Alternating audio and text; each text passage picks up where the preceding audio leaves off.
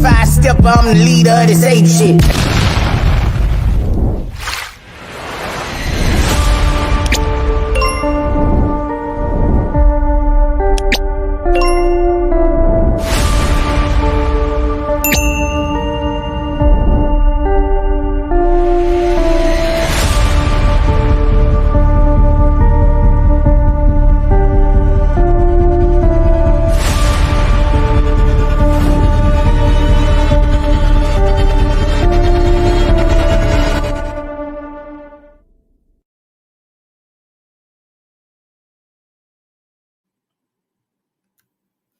What it do, what it do? Long time no see, y'all. Make sure y'all hit that like button and shut a live. I already know, man. The fight finna take place in a minute, so we ain't gonna be here that long, but we most definitely gonna get it in, man. Y'all make sure y'all hit that like button and shut a live. Make sure you hit that like button and shut a live, man. Before we get into the content, the first on the list is rest in peace, Enchanting. Y'all already know it been going around.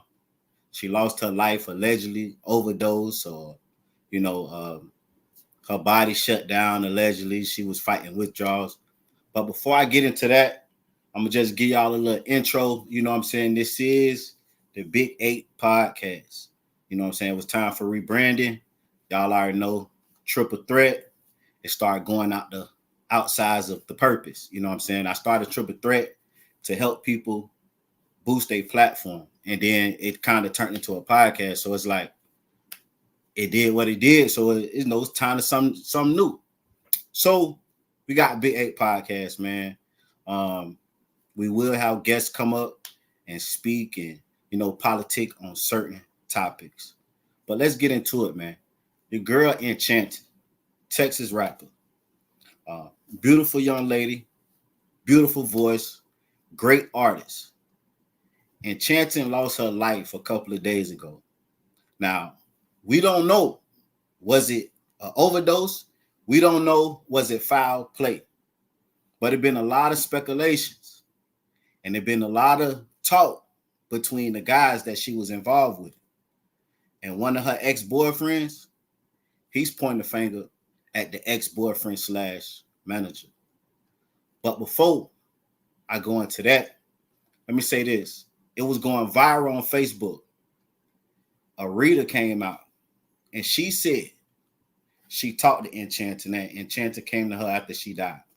Now, we had our fair share of these readers coming out. Blue, what it do? We had our fair share of these readers coming out.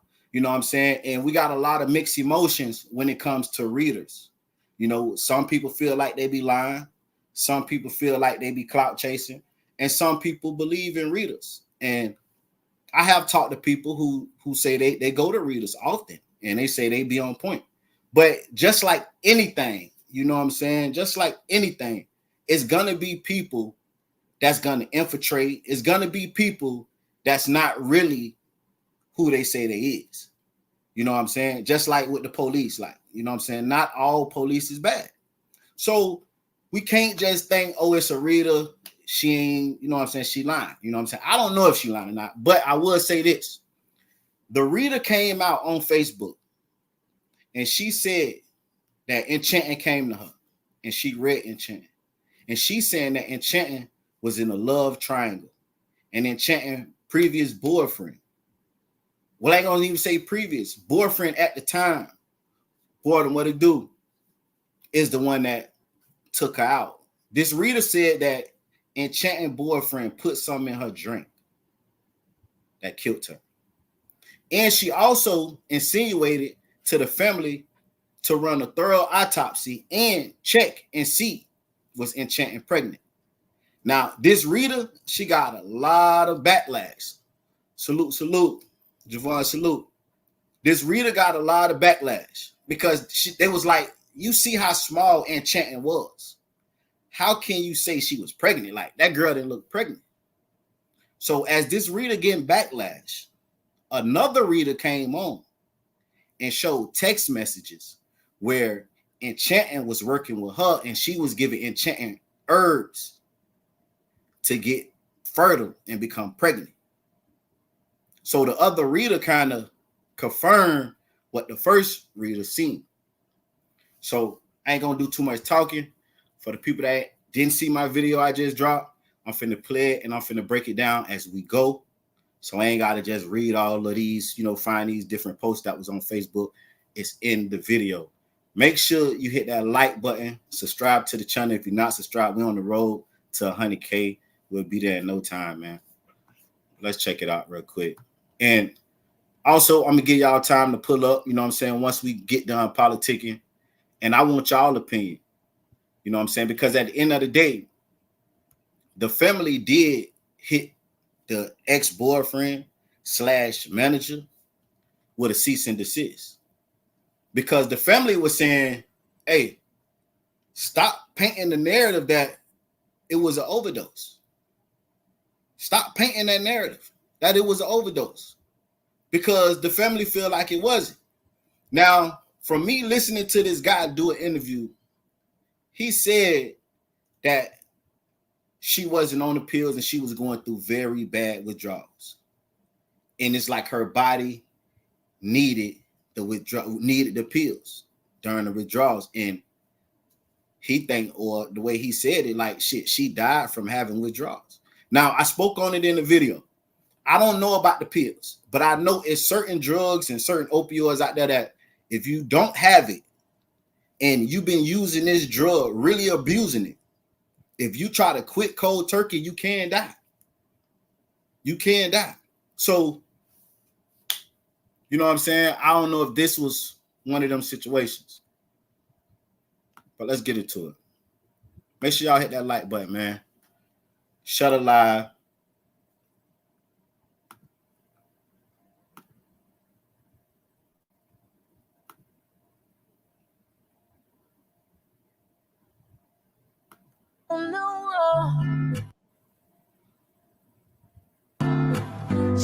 Hold on, y'all can hear me?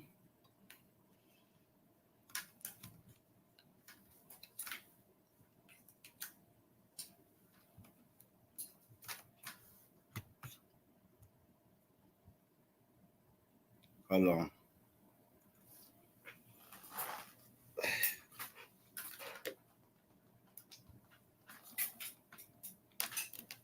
Got the mic plugged up to the wrong shit.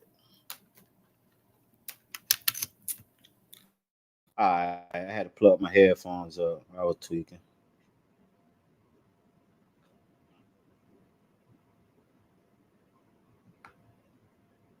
Just a week ago, you were my baby.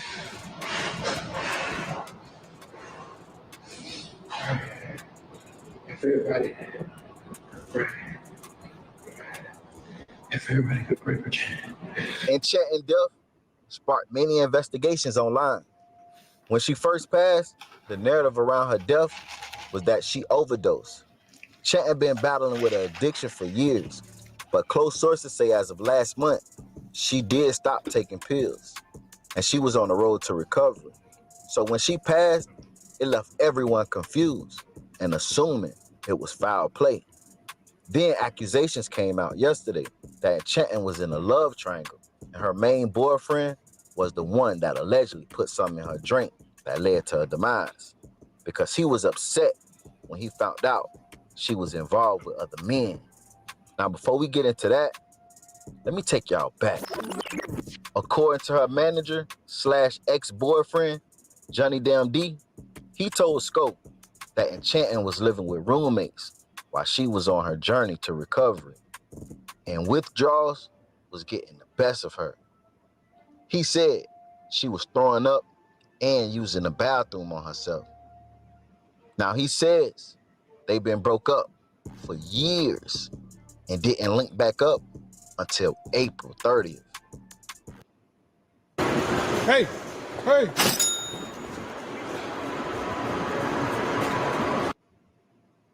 And she been with him ever since. Now, he did say when they linked back up, she was in bad condition, but he was willing to stick it out and help her get back on her feet. Now, I had somebody in the comments that asked me, why did I put the clip of her and Scar right here? And the reason why, a lot of times when I do videos, it's certain things that I do for a reason and have a reason. And the reason why I put her and Scar right here is because we all know what happened to him. You feel what I'm saying? So just to show before he died, it was said that was her best friend. That Scar was her best friend. So I put that clip right there just to show the environment. Just to show we lost two great people to the same thing.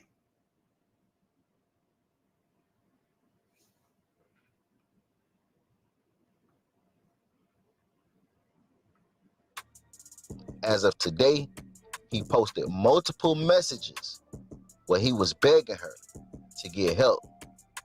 That he had a dream also that something happened to her. And she responded, she's sober, she's back to being Chant. So the main question is, if she was sober and on the road to recovery, how did this happen? Now hearing him explain, she was at his house fighting with withdrawals. He said he heard her struggle to call his name. And when he got to her side, she was limp with tears and confusion in her eyes. He did CPR until paramedics arrived. Her family pulled the plug, and that's how we got here now. Now, I do want to say this, and let me elaborate real quick. The issue that a lot of people have with this ex-boyfriend / manager, he said she called his name. She was in the other room. He said the day before she was good. Now, mind you, she been at the roommate house fighting this addiction, but it been really, doing a number on her. She get with him. He's watching her, but he say she was doing good. Correll, what it do, gang? Say she was doing good. But that day she died, she was very weak. She fell very weak out of nowhere, right? He said she called him, and he could tell by her voice that she was struggling to get the breath just to call him. When he got to her side, he was talking to her. He seen tears in her eyes. He seen that she was confused. She didn't know what was going on. But the problem is, say, did the autopsy come out yet? Not yet. The problem is, he say he waited to call the ambulance. He waited to call 911. He said that he told her, please respond. If you don't respond, then I'm calling 911.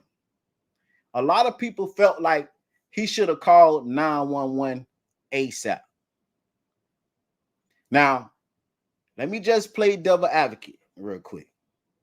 You feel me? I done been in a situation where someone I care about passed out, right? Like, passed out. And I didn't know they passed. Like, I didn't, like, we was talking, and then they just passed out type shit. So I don't believe him. Hey, so you think he just let her laid up? Now, I ain't gonna, you know what I'm saying? I ain't saying you wrong. I'm just saying that, but I'm just finna give you my opinion first. You know what I'm saying? Because he said before he called 911, he tried to get her right. He telling her, look, if you don't respond, I'm gonna call 911. So somebody I care about, you know what I'm saying? We were sitting there talking. They passed out. So I'm trying to see, like, is they okay? Like, get up. I'm calling their name. Like, you know what I'm saying? The first thing on my mind is to make sure they straight first. And then they going in and out though. And I'm telling them, like, look, if you don't act right, I'm finna call the police. Like, if you don't shake back because they saying no, don't call the police, I'm straight. But they still going in and out. So I'm telling them basically like the same shit. Like, if you don't shake back, I'm finna call the ambulance type shit. and they shook back type shit. You feel what I'm saying? So this could be a situation. Say you never know what might happen to you in that situation. Facts. Like this could be one of those situations where now I'm not saying that like we don't know how long it took him to call the police. Like he could have took a long ass time. I'm not saying that I'm on his side. I'm just saying though I've been in that situation. And the first thing on my mind is to make sure this motherfucker okay. Like I want to call the police, but hey, wake up first. Like, hey, I'm trying to see how serious is this. You feel what I'm saying? So I kind of feel him. Now it all depends on how long it took, because that's why the family is trying to hit him with manslaughter. That's why it might be charges about this manslaughter situation, because they feel like he didn't get her help in time. Mind you, he called the mom. Well, he texted. I guess he texted the mom. He showed text message where he texted the mom, and she asked like, "Did you call the ambulance?" type stuff, and he like, "Yeah," or whatever the case may be. So I don't know, gang. We gotta wait till more details, but they is trying to file charges against the ex-boyfriend / manager, and that's the role where they trying to say he didn't get her help in time. So he said that the mom gave pills was a red flag. Now we're gonna get into that. We're gonna get into that. Y'all make sure y'all hit that like button and shut a line. We're gonna get into that.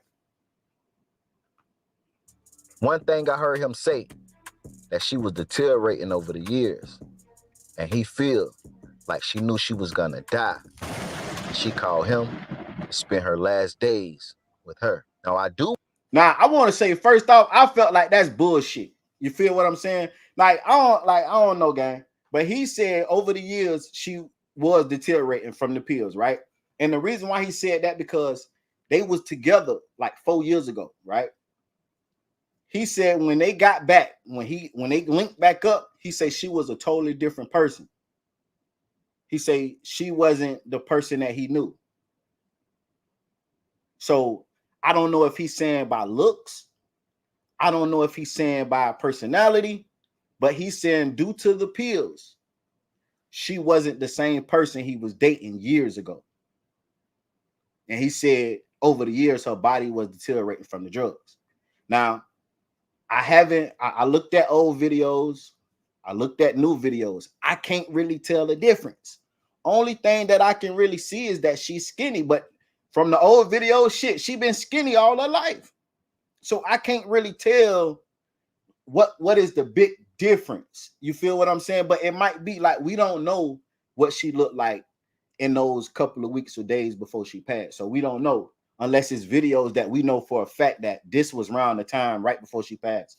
So this sound like both of them was getting high and she overdosed. So he tried to help her because he was getting high too. Sound like and felt guilty. That's why he hesitated to call the police. Just a theory. You might be true, but like I said, I've been in that situation. I've been in that situation where a motherfucker passed out. Now, I ain't gonna lie though, and this why I hesitated to call the police, because it's not normal for them, but they have done it multiple times. Miss me, what up? But they have done it multiple times, and I know why they passed out, right? I know why they passed out, and every time they do pass out, they snap back. So I could say that's why I hesitated. Now, his purpose, I don't know. If I'm around somebody that pass out that I don't know or never done this to me, I'm gonna call the police in my mind. But like we can't, you know what I'm saying? I just try to be fair. I don't know, gang.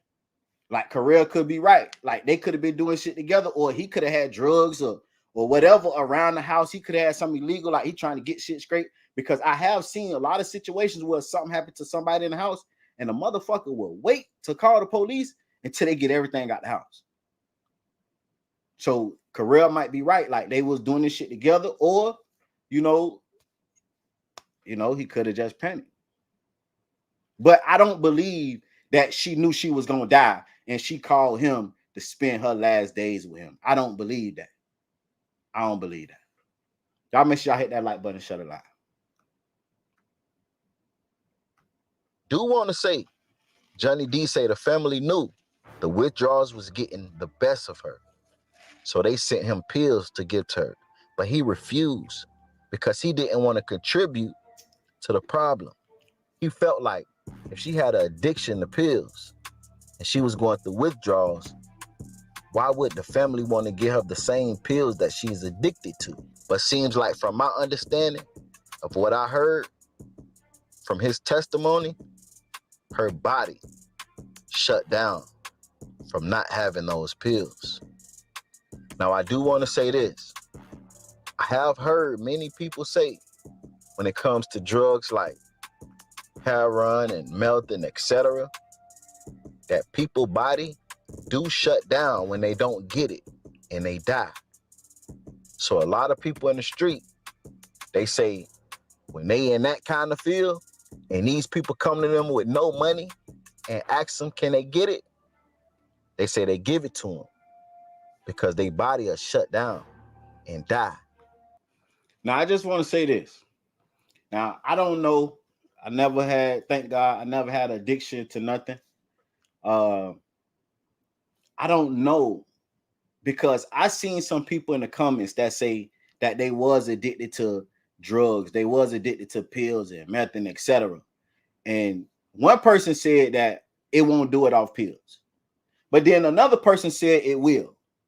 They say they was on drugs too. So I do not know. And then another person said, well, it's like opioids. It's like, you know what I'm saying? So a person's body would shut down and they can die if they go cold turkey. And then to highlight what he said, when he called the family, because he said he called the family, he didn't know what to do. This before she had her incident. But this is around the time where her body was doing whatever it was doing. She was going through real bad withdrawals. And he called the family like, look, she's having a bad trip. Like, what I supposed to do? And he said her mom sent him pills and told him to give her one a day to shake back. Now, I heard somebody say, well, he could do that too. Like, that's what they supposed to do, to wean them off. Like, just give them one. They say she was taking what he say she was taking 4 to 5 a day. 4 to 5 pills a day. So I'm not a doctor. Like I said, I don't have no experience in the body reacting to withdrawals. But if a person was doing opioids, 4 to 5 pills a day, and they just quit cold turkey, do y'all think that the withdrawals was strong enough for her to die? Now, he said the mother sent him pills, but he didn't give it to her because he felt like we trying to get off this shit. He said he didn't have enough knowledge, but he said he did a lot of Googling stuff. A lot of time when benzos will cause it because benzos and alcohol are the two most dangerous things to come down off of withdrawal. Then when she started shutting down, he said they gave her all of them. I ain't see that, Alabama Hitter. Y'all make sure y'all go subscribe to Alabama Hitter, man. He say that he said then when she started shutting down, he said they said give her all of them. Right. Okay. I thought you were saying that they gave them all. Okay, right. So yeah, so the mom first said give her one. You know what I'm saying? And then when it got bad, they was like, well, just give them all to her. You know what I'm saying? But he say he didn't. He say what he did was maybe she do this all the time and he didn't know she was about to die. Maybe this happens all the time. Damn, P. Diddy. You might P. Diddy. Hey, that's a crazy name. At a time like this, P. Diddy, that's a crazy name, P. Diddy. Hey, I wish that was the real Diddy. I dropped the link. But hey, that could be true too. He probably have seen her go, because think about it now. She's been going through these withdrawals for a month or two. So he probably have seen her like go limp. You know what I'm saying? And he like, okay, shake back. You know what I'm saying? Yeah, that motherfucker say P. Diddy, man. P. Diddy. Hey, I won't get caught nowhere on social media with the name motherfucking P Diddy not right now. Like your shit might just get tapped just because they might think Diddy on the burner account or something. But he did say he started Googling shit. And he said he hit up his homeboy and told his homeboy to get him some whatever name he found that was a synthetic version of what she was taking to go get those kind of pills. But she died before the homeboy could ever make that happen. So y'all, I want y'all opinion first. If y'all was dealt with her, right? And she was having these withdrawals. And her mom tell y'all to give her the pills. Would y'all give her the pills? Would y'all give her all the pills? Would y'all give her one? Or would y'all give her none? Miss Me say synthetic is bad too. I agree. Y'all make sure y'all follow Miss Me with that BS too, man. Say if you happy to be alive, hit that like button. Facts. If you happy to be alive, hit that like button, man. But y'all let me know. Would y'all would have gave her those pills when her mom said give it to her? Once he called mom and like she ain't doing too good. She ain't doing too good. Would y'all would have gave her those pills? Miss Me said no. Now, mind you, he's trying to paint the picture that because he didn't give her the pills, her body shut down. Carell said yes. This is the narrative that he's painting. Because he didn't give her those pills, her body shut down. Scott said no. Say only been around people passing out on marijuana and looking. Big Hitter say I'm calling the police. I'm calling the ambulance. I could dig it. Now, I ain't gonna lie. If the mom hit me and say, I wouldn't give her that shit. I wouldn't give it to her. You feel me? Because I see the outcome of how pills done destroyed a motherfucker. I see it personally in my family. You know what I'm saying? And it's like, bruh, you don't understand. People don't understand the outcome of that shit. So in my head, I would have been like, I just want this motherfucker to be done with this shit. I don't want to give her something that's destroying her. So I know for a fact I wouldn't have never gave it to her. But like Hilda said, I most definitely would have called the police. Now, a lot of people said, why didn't the family get her help? According to the boyfriend, he did say that she did check into a hospital.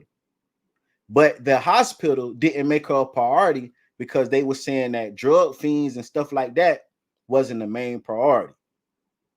So she left. I guess she was in there waiting. She got tired of waiting and she left. You know what I'm saying? And she never went and got help. But one of her friends did share text messages between her and her homegirl. And her homegirl was battling with the same thing. And she was telling her friend, look, we're going to go get help together. We're going to go get through this together. And it never happened. They had the facility they was going to and all. It never happened. So I really do believe she was kicking it. I really do believe she was standing on business and trying to stop this shit. I really do believe that. Because like he said, he texted her before they linked up. Like, you need to go get some help. I had a dream about you. I had a bad dream about you. He said he had a dream that something happened to her. And this was a month before she passed. And she told him she's straight. She's sober. She back to being Big Champ. And that's the crazy part. If she didn't die from an overdose, if she just died because she decided to kick the drugs and she was battling with the withdrawals, that's fucked up. And the reason why it's messed up, because she did what it took to kick that shit. She was doing what it took. She stopped. Like, just imagine you having a habit and you trying to kick that shit and you stop. And the consequences of you stop doing what you had a habit of is dying. Like, that shit fucked up. Y'all make sure y'all hit that like button, man. Say, let them unalive themselves or keep calling people. Just keep calling someone gonna hear. If he had a dream why he didn't get her no help, he not a doctor. He had a dream before they linked up. Because mind you, they had split up. And then they had talked years later. But I ain't gonna say too much because, you know what I'm saying, all that's coming up and we're gonna get into it. But hey, if anybody got any kind of addiction, the first thing I always tell people, to be truthful with yourself and acknowledge that you do. Because it's a lot of people that don't take accountability. That's in denial. They be like, nah, I just, you know what I'm saying, I just do that shit. That shit don't got a hold on me. I do it. Like, you ain't gonna help. You ain't gonna get no help because you don't think it's an issue. But realize that it's an issue and then do what it takes to get help. And I always say, no matter what it is, don't do it for you. Because when you're doing something for you and shit get hard, you tend to quit. But if you're doing something for your kids, you doing something for somebody you love, you're going to keep going. So identify that it's an issue. Get help. And don't do it for you. Do it for somebody you love that you can't imagine life without. And that's going to be your motivation to keep standing firm and getting clean. So he going to have those pills now. I don't know his story not adding up. So I don't know his story not adding up. Say, no, who has the highest insurance policy? He gave her those pills knowing it's serious. People, stay off the mind-altering substance. For sure. Let's get back into it. Like I said, I don't want to be on too long. I understand we got big fight coming up. You know what I'm saying? I was going to go live yesterday, but, you know, we had the game. Big game. You know, game 4. You know, if the Celtics would have won, the shit would have been over with. So I understood it was going to be a lot of people tapped in and watching. If they go cold turkey. But with pills, I don't know how that works. And all of this is educational purposes only. Since Enchanting death, Johnny D been speaking out. So the family served him with a cease and desist letter. They want him to stop painting the narrative that it was an overdose. And it kind of makes sense to me. Because if he's saying basically she died from having withdrawals, then it wasn't an overdose. So I can understand where the family is coming from.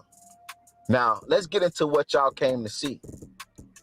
Yesterday, while Facebook was in the uproar, a reader, yes, a psychic, came out and said Enchanting came to her after she passed and wanted to expose some things. Check it out. She says, Enchanting pressing me to say something, so I'm going to say something. She did not OD. She was killed because she was in a love triangle.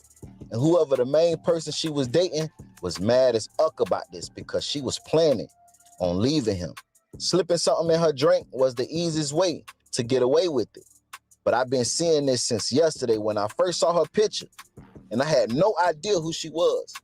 I did a reading on it. Whoever can get this to her sister now, make sure they do a thorough autopsy. Check all her phone records, all of her social media messages, and make sure to do a pregnancy test. I don't care if I get backlash for this. At this point, I'm listening to her. She gave me the okay to speak on her behalf. So here it is. I don't want to blame her boyfriend. I've helped non-tech people get into tech and land multiple six-figure cybersecurity jobs, and I've done.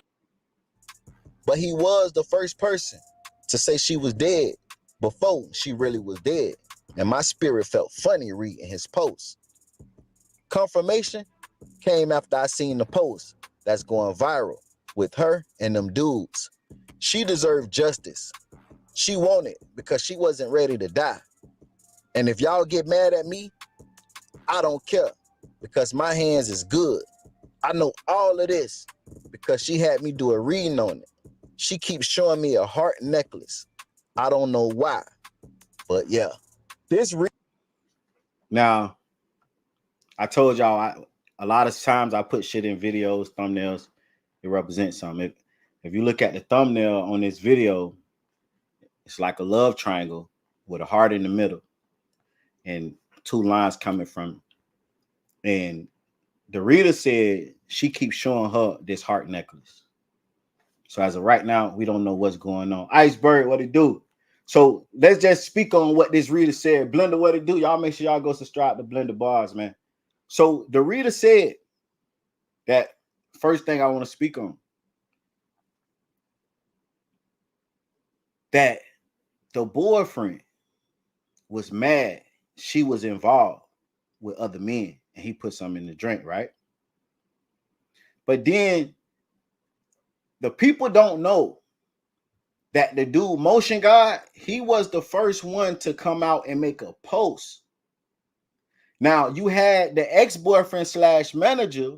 He was the first one to come out with the video of him breathing and saying, pray for her, because he was at the hospital because she was at his house, right? But the ex-boyfriend Motion God came out and made that post.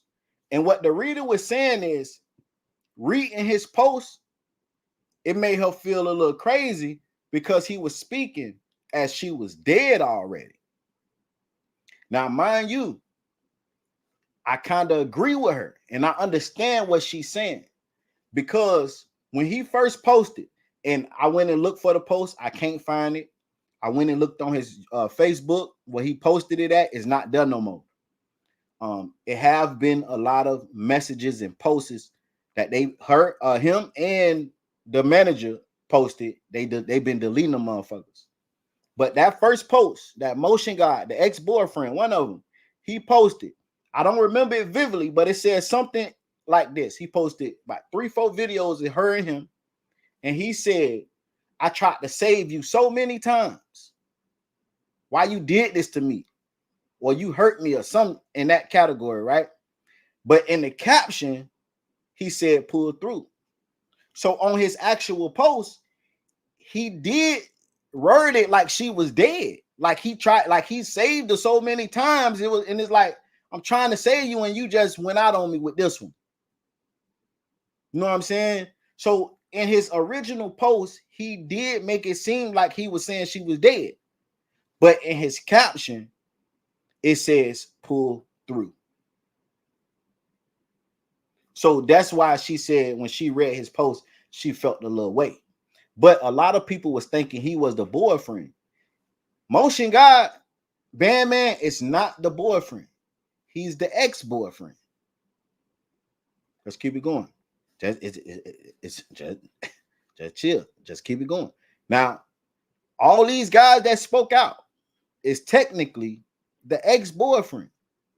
So I'm going too fast. My bad. Let's keep going. Reader said Enchanting came to her with this, especially the pregnancy part. Okay. People were saying leave him, so he put something in her drink. That was the easiest way to get away with. And she said to do a thorough autopsy and a pregnancy test. Now, she was getting a lot of backlash about this, especially the pregnancy part. People were saying, did you see her pictures? You see how little she was? Why would you say get a pregnancy test? That girl did not look pregnant. This is what the people were saying until another reader came out and backed up her story and said this.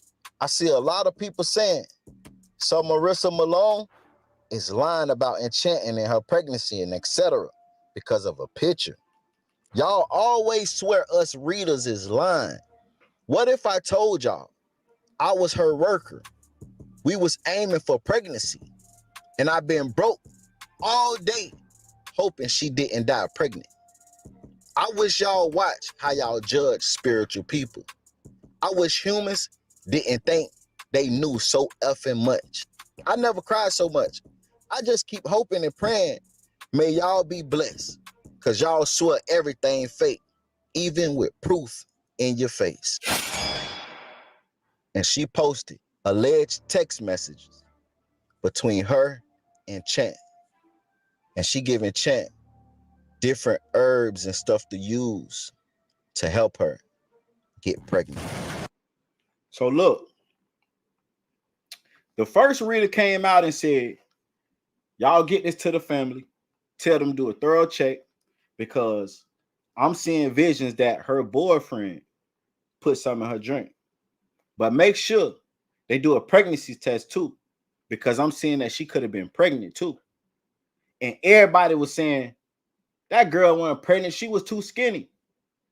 And then another reader came out and showed proof, allegedly proof, that she was working with her to try to get her fertile to have kids. So out of all the stuff that I researched and I looked up, salute, y'all hit that like button. Out of all the stuff that I heard, I looked up, that's what caught my attention. That's what caught my attention. The first reader said she might have been pregnant. And then this other reader came out and said, I was working with her to get pregnant. That's like, you know what I'm saying? I understand we don't be believing them sometimes. But that kind of persuaded me that this first reader might be telling the truth. Just might. What y'all think? Say, we need to know, where did the pills come from? Were they street or prescriptions? I don't know. He said when he told the mom she was in bad shape, the mom sent him some pills. Y'all laughing about the reader. So y'all ain't believing the readers? Because like I said, we already know how the internet do. Every time somebody die, the readers come out. You know what I'm saying? Because that's what they say, they reading people. You know what I'm saying? Some call them spiritual people, some call them psychics. You know, but the readers come out. So someone be lying. But this what caught my attention though. This what caught my attention. This other reader said, y'all calling her a liar, but I got proof that I was talking to her that she was trying to get pregnant. So that lady is not lying about her might being pregnant, because I was working with her to get pregnant. That's what caught my attention. I'm like, damn. Say, hard to believe anything, can't trust nothing. I ain't gonna lie to y'all. Say, full setup, yo. I ain't gonna lie. A lot of stuff is hard for me to believe, right? But then there was a lot of stuff I did believe. But when I started getting on TikTok, that shit made me not believe nothing. You know, them motherfuckers over there on TikTok is professional editors. Like, I can't lie to you. TikTok made me stop believing 90% of the shit that I see on the internet, man. Because I'm already hard to persuade. But then when I went over there on TikTok, that shit ridiculous over there, boy. That shit ridiculous. And that shit be looking real. But I ain't gonna lie though. Seeing this other reader come out and co-sign what she said and showing messages between her and Chant, that's what made me think like, okay, maybe the first reader might be popping it, you know?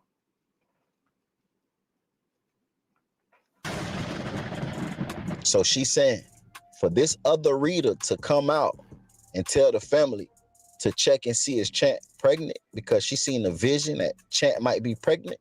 She said this was mind-blowing. She said because she's been working with Chant for her to get pregnant. And she just hope and pray that Chant didn't die while she was pregnant. This is crazy. Y'all get in the chat and tell me, do y'all believe these readers? Now, remember, the first reader said she died because someone put something in her drink. Now, this was finna get spooky now. Triangle. Well, I did my little research. And since Enchanting has passed, it have been multiple men come out and say they was messing with her and that they was really in love with her. Now, I'm not saying what the reader's saying is true. I'm just giving y'all the facts.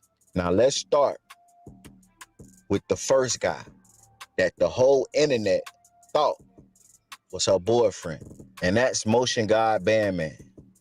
Now, remember the psychic said when she read his message, his post, she had a bad feeling because in his post, he basically said she was dead, but she wasn't.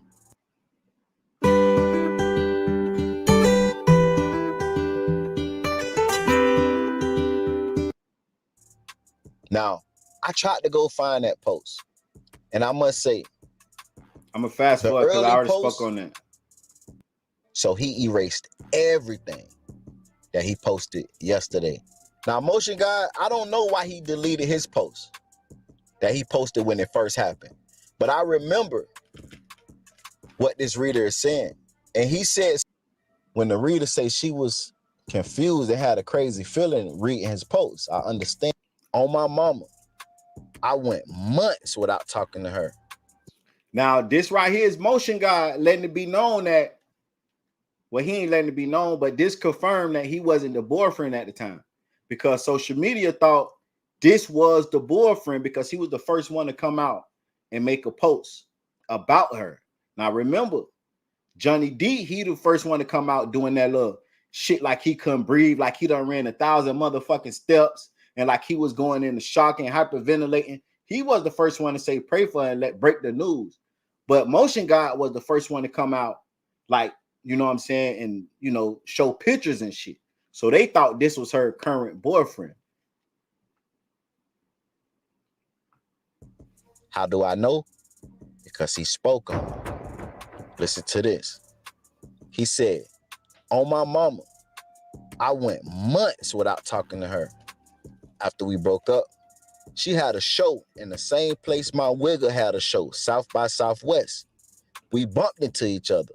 I tried to act like I ain't see her. She mugged me like, wigger, I know you see me right here.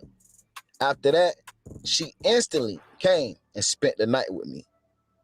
Rolled back to Houston with us and wanted to pop off on me because my old's texting when her wigger kept blowing up her phone and messing up our little reunite 2 months ago. That it felt like last week. Now, he let it be known that they was split up for months. He seen her at South by South. They linked back up.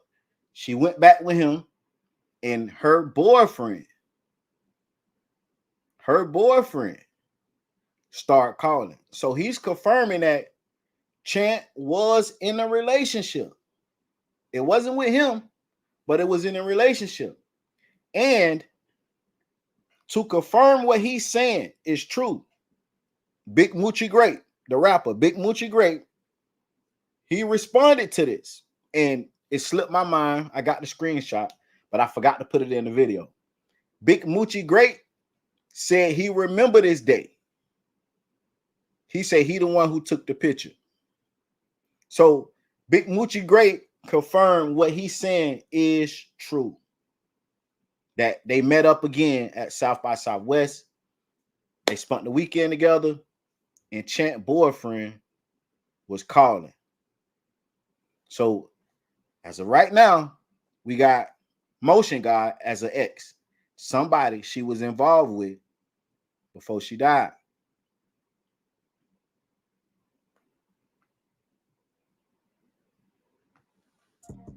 So he's saying when they broke up, he ain't talked to her for months. But then they linked back up at South by Southwest. And they spent some little time together. And her actual boyfriend at the time was calling her phone and messing up their little reunite. So it's confirmed he wasn't the boyfriend. She had another boyfriend. Johnny Damn D said they got back together or they reunited around April 30th. He talked to her the beginning of January, the beginning of this year, but they linked back up April 30th. Now, he never confirmed was they together, but he did say she was at his crib and she was there until the day she died. So I don't know if the person that was blowing up her phone was Johnny D or not. But Motion God, he confirmed that Chant had a boyfriend and it wasn't him. We got Motion God Bandman. He put it out there that he's not Chant boyfriend. He her ex. But they was talking and messing around after they linked back up around South by Southwest time. So that's one. Remember, the reader said she was in the love triangle. So that's one guy already.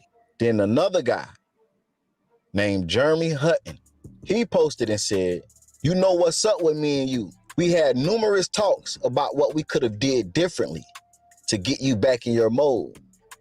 I ain't care about no relationship or nothing. I wanted to help you fight them demons. Hello friends, Big T here. Back in 2016, I told you to buy Bitcoin at 400. My real shorty, you snap. He let. Now, I do want to say this. This Jeremy guy, he come out, say jealous lovers. This Jeremy guy, he come out and he say, look, we went together. I wasn't even really trying to focus on the title. I just wanted to be a part of your life, and I just wanted to help you kick this habit you had. So we got two guys that's coming out, letting it be known that they was involved with her. But they also letting it be known that, hey, we wasn't with her. Like, we not the boyfriend. We not the boyfriend. And I feel like they making sure they put we not the boyfriend because they made these posts after the reader said the boyfriend was the one that put something in her drink. So they're expressing their love for her, but they making sure they let us know they wasn't her boyfriend. Not at this moment anyway. Letting it be known that they messed around and he wanted the best for her. And he ain't care about no titles. He just wanted to be a part of her life and help her get back in her mode. But he also is confirming that he was involved with her. So that's two people so far. And he also confirming she was in a bad situation and that he was trying to help her fight this addiction, which he called her demons. So it's two people that confess their love for Chanting and let it be known that they was involved with her. We have an ex, Motion God. Now we got Jeremy Hutton.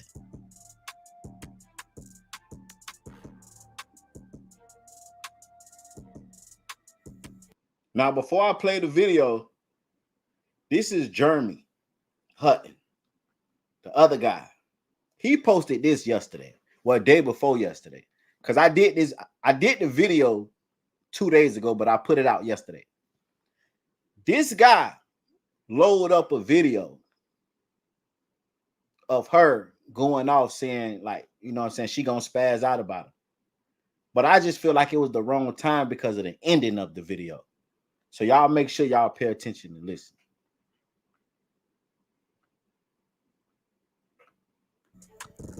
We gonna play two, we can play that game. That's what the fuck we gonna do. Jeremy, on God, on blood game. We not playing shit. We not playing shit. I'm not playing. I'm dead serious. So you to play while I'm dead serious is crazy. I'm not mentally stable. I will go to jail behind my feelings. You gonna go to jail, you know what I mean? Yes, and I was smiling the mugshot. I don't give a fuck. I see that. You better look me up in the system. I got like 20 mugshots. Bro, you had a case for you. I don't get no bitch. Don't play with me then. Fuck. You don't play with me. You gonna find out. Oh, fuck. Oh, I haven't played with you, so please. You gonna find out. Stop. You gonna find out. You gonna fuck around and lose your life trying to play with me.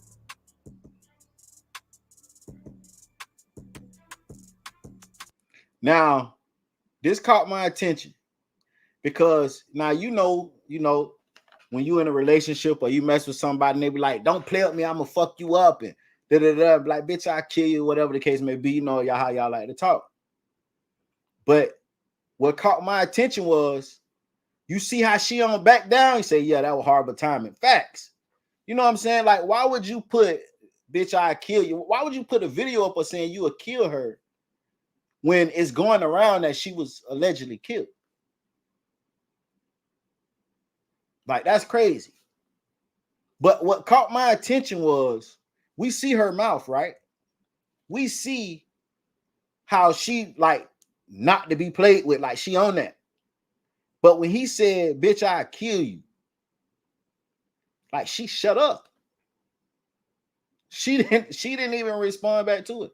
Now, I don't know if she did that because she scared or she just was like one studying that shit. But first, this is wrong timing, gang. Miss me say, ain't no y'all music. You know how motherfuckers like to talk crazy today. Y'all like to talk crazy to y'all people, man. I done heard it before. I done heard some of y'all talk crazy to your peoples, man. But I just feel like, bro, why put this video? I understand you trying to show that she fucked up about you, right? So even if I wanted to play this specific video, I would have cut that end piece because it's already going around that she was killed, allegedly. John Wick, what he do? Like, come on, man. But I feel like he chasing it, and it's just the wrong time, man. It's the wrong time to be putting out a video where you told her you'll kill her.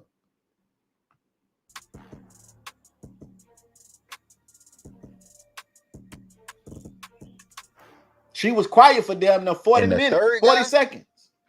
We have Johnny D, her ex-boyfriend / manager. Now, before I get into Johnny D, let me give y'all the rundown. Now, she was with Johnny D for a long time. Johnny D was her ex-boyfriend and her manager. But mind you, Johnny D is smart. Johnny D had control over her whole career. His name was on her checks, like on some Blueface type shit. Like Blueface and Johnny D is the same people when it comes to relationship-wise and managing a female artist. At this point in time in their relationship, I'm not saying that he, you know what I'm saying? I'm just giving y'all the image. Johnny D was Blueface and Enchanting was Christian Rock. When it comes to your boyfriend is your manager and he in control of everything and his name is on everything. So when they had their falling out, they went their separate ways. They had to go through the courts and shit and all this shit because he was over everything. And the first boyfriend, Motion Guy, he gonna explain that. So mind you, at this point in time, Johnny D still owned a piece of Enchanting, her legacy, her catalog. And he already let it be known that they broke up for some years. And then Chant's sister called him the beginning of the year in January and was like, please help my sister. And he say he talked to her on the phone from January and then April 30th. That's when they finally linked back up. And Chant was with him since April 30th. So that's 3 men confirming that they was involved with Chant. The reader said she was in a love triangle, but the reader also said that the main boyfriend was the one that allegedly put something in her drink because he found out that she was messing with other guys and that she was finna get ready and leave him. But if you go by what Johnny D said, that Chant was living with the roommates. She was in bad condition and she came with him. She was in bad condition. So do you think Chanting had it on her mind about going messing with anybody, leaving anybody for anybody? At that point in time in her life, was she at her lowest? Her ex Motion God Bandman. Now, before I get into the next thing, I want to ask y'all this. The reader said that her boyfriend was mad because he found out about her messing with these other guys, right? And that she was planning on leaving her boyfriend. Well, my question is, if Chant been going through these withdrawals and fighting this addiction for months, wouldn't she be with the boyfriend? And if she had a boyfriend, you think she would be able to have a boyfriend while she at Johnny D house? So that only leads me to think that, what if Johnny D was the boyfriend? Because that's where she's staying. If my girlfriend need motherfucking help, my girlfriend gonna be with me. Now, like he said, they split up for 4 years. Enchanting's sister called him. The sister called him and said, look, please help my sister. And he came back in her life. And he say, when he seen her and they linked back up, she was messed up. But he was willing to ride it out until she get back on her feet. He was willing to help her get back on her feet. So that right there let me know she ain't had no motherfucking boyfriend. Not in that little space time, unless her and Johnny D got back together when she moved in with him. Now remember that. She went back to Johnny D. Now, this is the first ex-boyfriend, Motion God. Now, Motion God is finna accuse Johnny D of beating her and some more it. And Motion God is saying that Chanting told him that she was gonna go back to Johnny D to play up under him to try to get her name back, to try to get certain things that Johnny D owned. So she was gonna act like she was rocking with him. But the only thing with me, I feel like, from what I'm hearing, was she even in the right mind state to be thinking, oh, I'm finna go play up under this nigga to get my name? Like, this girl is fighting for her life for months. Like, a nigga, I don't even see a nigga being on her mind. I don't even see her rights to her name and whatever Johnny D else owned even on her mind. Because like they say, when she was at the room, when she was living with the roommates, she was, you know what I'm saying, using the bathroom on herself and stuff.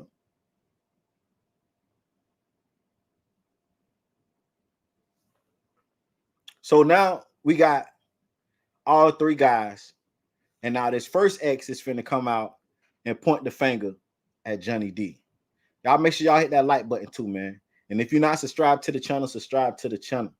And right after this, I'm gonna play a small clip of Johnny D talking about Chanting, how he made her and how he wouldn't be nothing without him.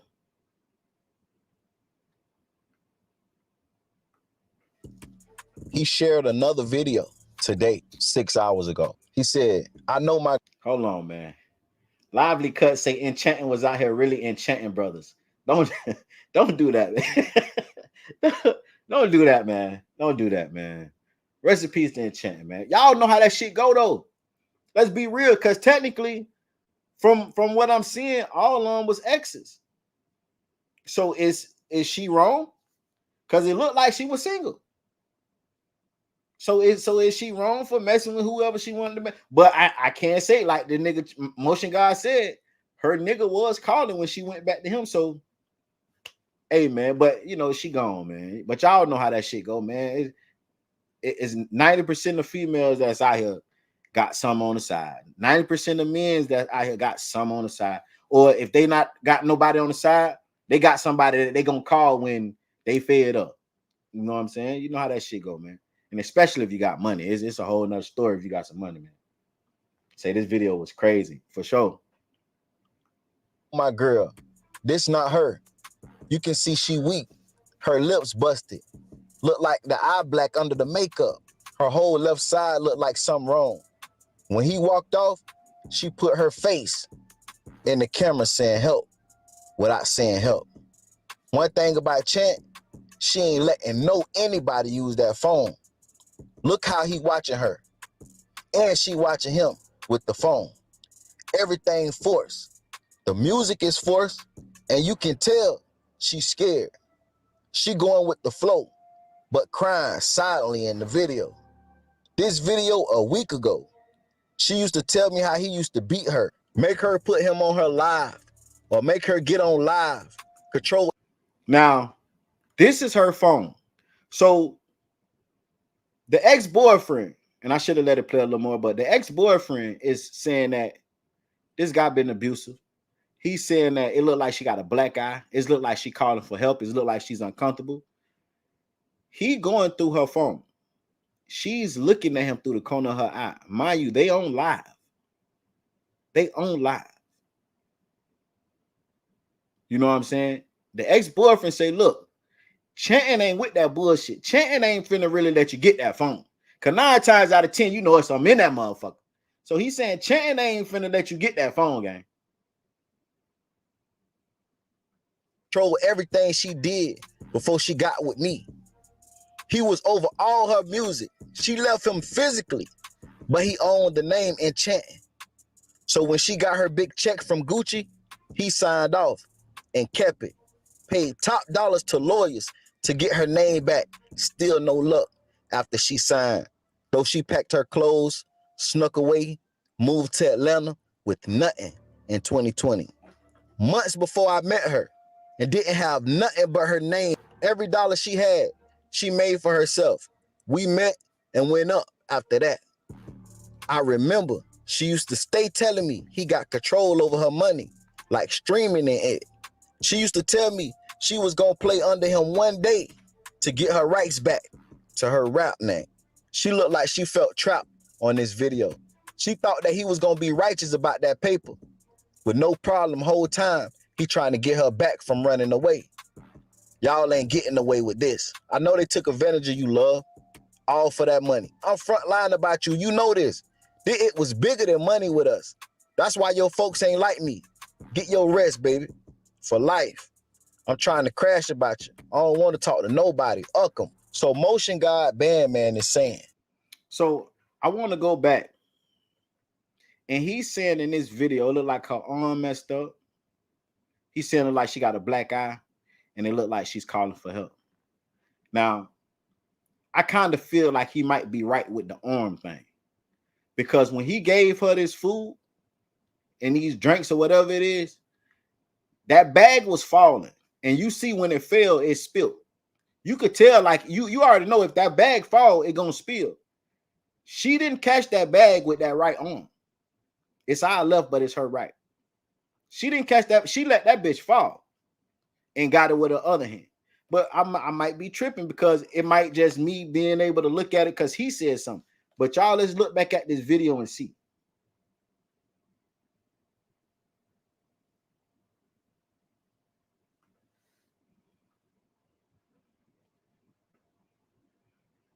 He finna give her the food. It's falling. She just watched it fall. She could have grabbed it with the right hand, but she waited and grabbed that bitch with her left hand. He said, man, I thought she was just high. Belma said he thought she was just high. They run it back. Now, she can be. You know, we don't know. She can be. Like I said, I didn't really pay attention to it until I heard him say something. So it might just be my mind knowing he done just said something. That's why I'm asking y'all. Y'all let me know.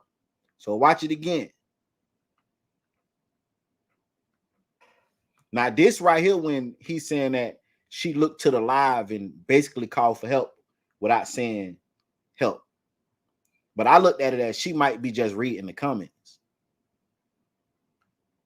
And he say it looked like her eye black under the makeup. I don't know. But by him knowing her personally, he probably know what she looked like with makeup on. So, but watch how when he give her the bag, how this bag falls, she watched it fall. Now, ain't gonna lie. Hilda just brought this to my attention. He made me realize something. She might be high. She might be high because when, you know, back in the day, homies was drinking lean and shit. Like, I used to watch my homies be so messed up on lean where they got a cigarette in their hand. And I put this in the song a long time ago that he was so high he burnt the hole in his jeans. He got the cigarette and the cigarette is burning through his jeans, but he's so high on that drink that he can't even like say like get the cigarette. He just stuck. Now she not that. If she's under the influence, she not that. But she watched that bag fall and knew that it was spilled. My reflection, my reaction would have been to grab that bitch with that right hand because her left hand was occupied.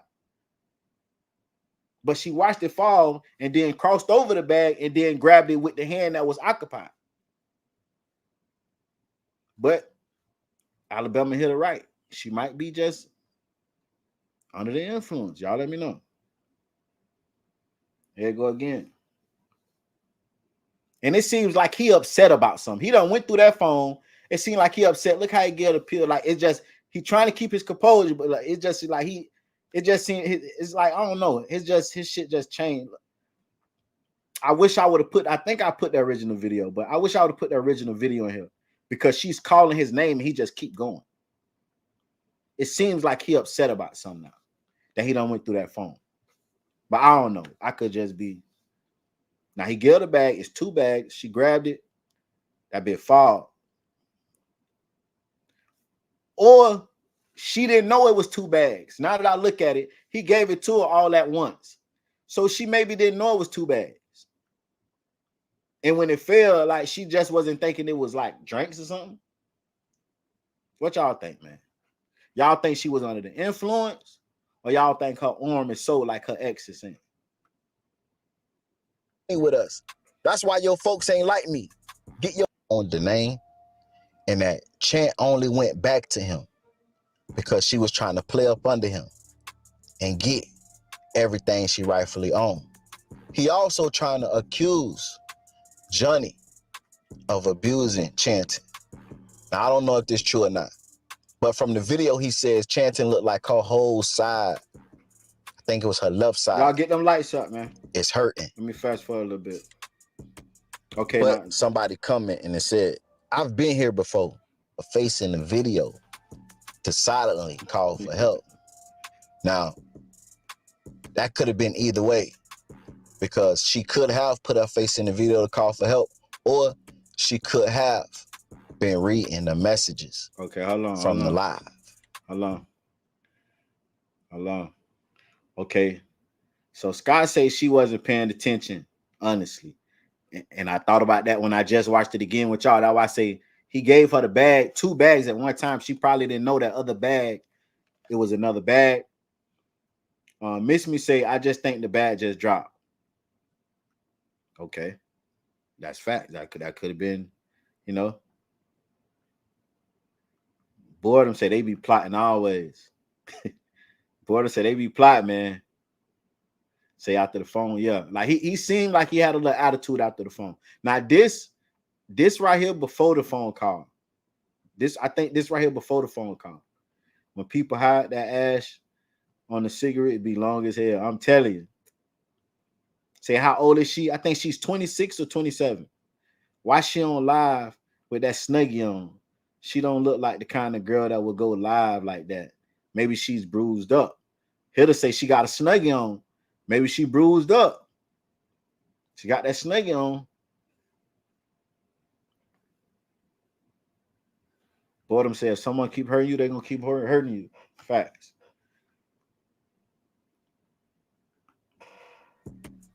But somebody commented and said, I've been here before. He's going through her phone and she don't even want him in it. You can tell by the way she keep looking at him out the side of her eyes. He's abusive, controlling, and crazy as F. I'm just saying allegedly. Y'all let me know what y'all seen from that video. Y'all get in the comments, man, and let me know what you think about this situation. Her family took to her Instagram and left everybody with a message. It says, on the behalf of Channing Nicole Larry, a.k.a. Enchanting, we are deeply saddened to announce the death of our sweet and beloved daughter. She was so much to so many, but she was our daughter. She lived her life with grace and blessed so many with friendships, laughter, and love. We also appreciate everyone's respect of our family's privacy as we continue to navigate through this difficult loss. The cause of her death has not yet been determined. Thanks again, the family of Enchanting Larry. 10-7. Now, before I play this clip real quick, hold on. Carell said, I'm glad I didn't meet her when I was in Fort Worth. They would have said I did it because I'm from New Orleans. Man, you tough, man. Remember, she's in her addiction. You're not in your right mind. Okay. So Scott say, remember, she's in her addiction. You're not in your right mind. So like she in this phase where she under the influence. Now this right here is a clip of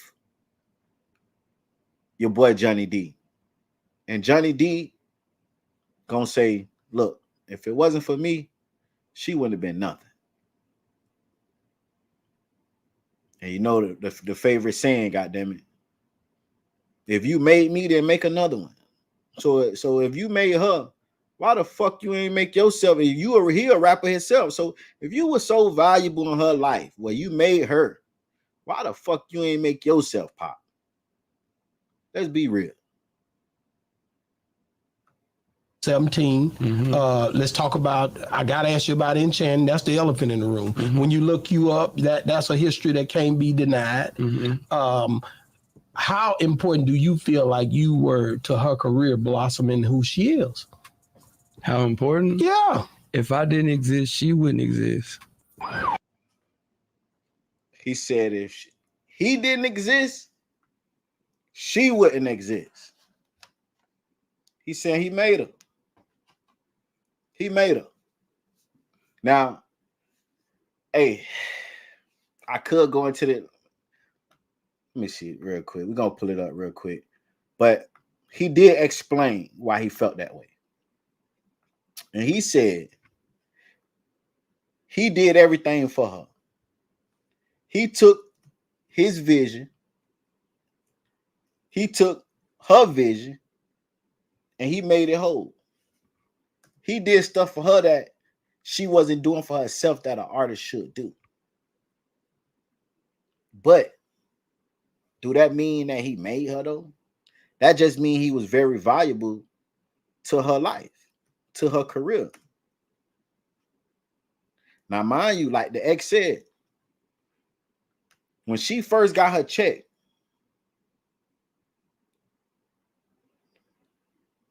spokesperson with good grammar. Makes me say, please reread that. Families need a spokesperson with good grammar. It should have said on the behalf of the family, not on the behalf of the deceased. Right. Right. Hey, you might need to call them, Miss Me, and go ahead and be their spokesperson. So, mind you, that the ex-boyfriend, Motion God said that Johnny D name was on the check when she first got signed to Gucci. That he cashed the check. He had control of that money. Johnny D owned the name Enchanting. I don't know now, because he did say after they broke up that they went and got lawyers and all this shit, but it didn't work. CC, man. Hey, look, man. Y'all make sure y'all tap in, man, and go support your girl, CC, man. She on TikTok. I'm talking about a lovely, lovely individual, a great spirit. Y'all make sure y'all tap in and support CC Main, man. And I'm trying to get her get back on her YouTube stuff. She had a YouTube channel. She was doing her thing, so she took it to TikTok. So y'all make sure y'all go over there and support. say that haircut shouldn't exist. so look, look, but that's the style back then though. One with the little hash. I know now they got it in the back. In Texas, they got the little shit in the back. He had it on the top. But according to the ex-boyfriend, you know what I'm saying? Johnny D is the one that got all control over Enchanting career. Like, I don't know about now.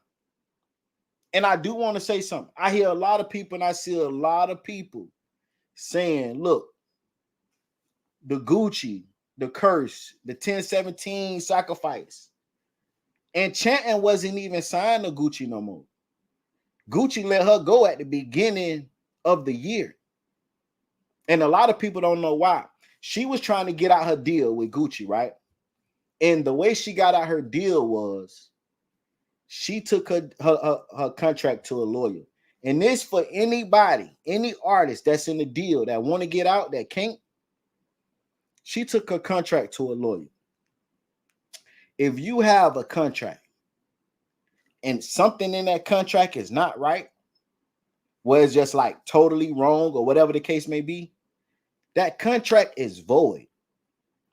And that's how she got her out of her contract. She took the contract to her own lawyer because for whatever reason, these rappers get a contract and they take it to the label lawyer. Like if the lawyer worked for me, he's not finna tell y'all what I'm doing wrong. If he worked for me, I cut him his check. So they call it haircut the shag in Texas. Like, so that's where a lot of you artists mess up too. Y'all go get the lawyer that worked for the label. You think the lawyer that worked for the label gonna tell you, oh man, my boss contract ain't right? No. So what she went and did, she took it to her own lawyer, and the contract that Gucci gave her, it wasn't right. It wasn't right.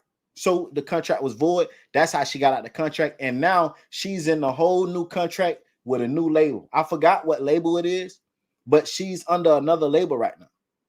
So for everybody that felt like, oh, this is the Gucci curse, she's not even signed with Gucci. She's not signed with Gucci. So I was listening to how she was talking. He was mad. He was mad. So I really don't think he had respect for her. Who Johnny D? I'm pretty because you got to think about it now.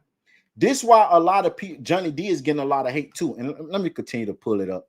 And once y'all see this interview, this piece of the interview, y'all will kind of understand. Because they left on bad terms. They was together. Like I said, think about Blueface. Think about Blueface and Christian Rock. They was together. When they broke up, Johnny D took her name. He was in control of her money. He took everything. Now, I don't know as of right now what's the status. I don't know right now what's the status. But when they broke up, he had control over everything. Say Gucci still did her wrong when she was with him, though. Yeah, okay, Gucci did her wrong when he was with her. But at the same time, we can't compare that to the sacrifice. Like, we can't blame Gucci for her dying, though. Like, you know what I'm saying? We can't blame Gucci for her dying. That's just like saying a track runner, they were signed with Nike, and then when they leave Nike, they get with Adidas, and then now they got on Adidas, and when they run, they twist their ankle, and we say it was Nike fault because Nike was doing them wrong. That's why they went to Adidas. We can't do that, though. We can't put the Gucci curse with, you know what I'm saying? And another thing with the Gucci, you know what I'm saying? I feel like I didn't, because I did a video, and I'm pretty sure, you know what I'm saying? Some of y'all probably didn't watch it. Some of y'all probably did. But with this Gucci thing, people keep saying Gucci is cursed. His record label is cursed. People keep saying that, you know, blase squaze. Let me tell you something. And Gucci said it himself. The reason why all Gucci artists is dying and going to jail is because Gucci is handpicking these artists himself. But just say I'm Gucci, right? So say if I see an artist on the net and they good. But I do my research and I see that these artists is involved in gangs. I see that these artists is involved in drugs and whatever the case may be. These is like they in the most fucked up time of their life, right? I go get them. And Gucci say he go get them because they remind him of him. They got the talent. They're just in a fucked up situation. And he go give them a bag. He go give them a bag hoping that they change their life. Well, if I seen a person and I say, damn, these motherfuckers gonna die if they keep it up, let me go and sign them and give them a bag hoping they change. If they don't change, my opinion still ain't, the outcome that I seen still didn't change. If I see somebody in the streets going down the wrong path, and the path they going down, either they gonna die or go to jail. And if I say, let me go look out for this motherfucker, let me give him a bag and show him, look, it's a way out. You just gotta, you know what I'm saying, go the right way. If they don't change the way they live, they still gonna go down that wrong path. They just got a bag now. They just got popularity now. And Gucci say he does that on purpose. He say he picked those people that don't have a future, hoping that it changed. He said because when he was in that situation, he was the same way and nobody gave him a chance. So he had to do it himself. Say it's crazy Scar and her passed the same way. Facts. And they was best friends at the time. He said can't do that for everybody. And that's true.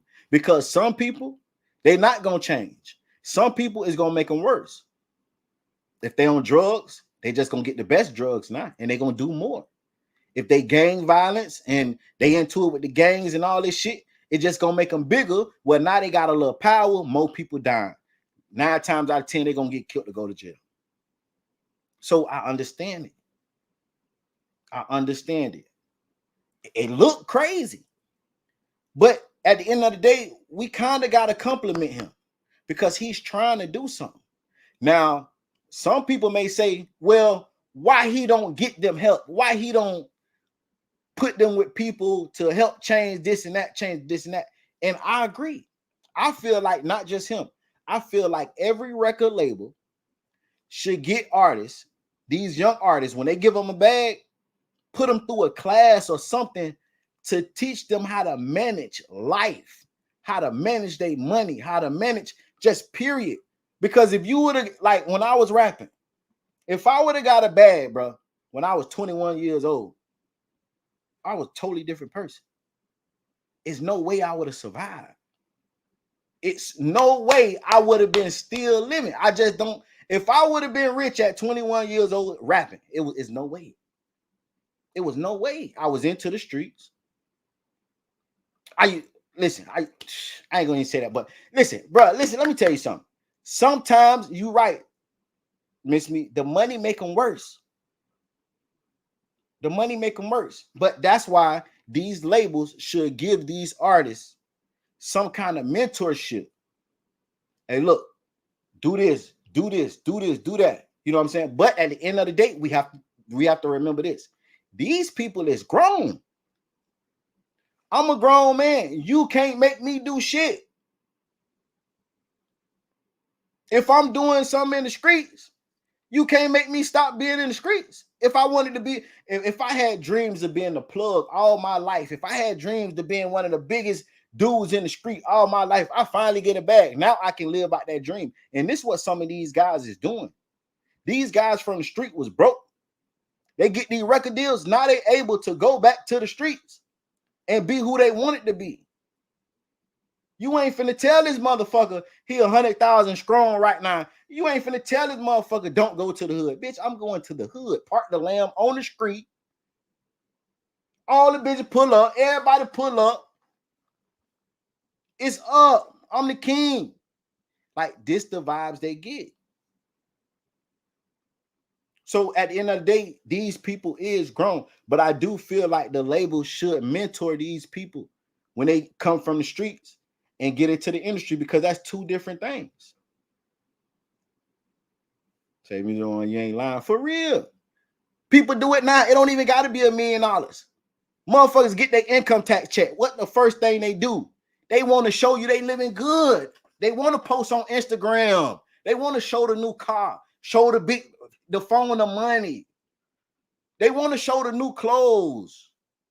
I just seen the motherfucker yesterday show every new pair of shoes they done bought to Instagram. Just like, you know what I'm saying? So imagine if they got the bag. No shots at this person. I'm just saying that was a good example. You know what I'm saying? That was a good example. So imagine the motherfucker ain't never had nothing. They want to show that shit off. They want to be what they wanted to be when they was younger. That's why I look like these rappers going backwards. How you come from the street? Because you know, street niggas, we doing whatever to get out the streets. So how these rappers come from the streets, get some money and go back to the streets? Because they want to be who they was trying to be when they was broke. They want to be the nigga with the bag. They want to be the nigga pull up in the hood with a nice car. Everybody like, damn, dog, like that's such and such. They want to be that. Now they can't.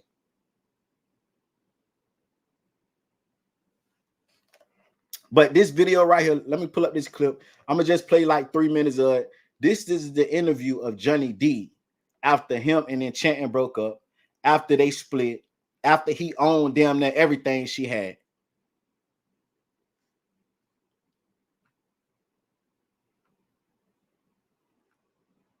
And I'm going to just play a little clip of it. Salute the Boss Talk 101, man.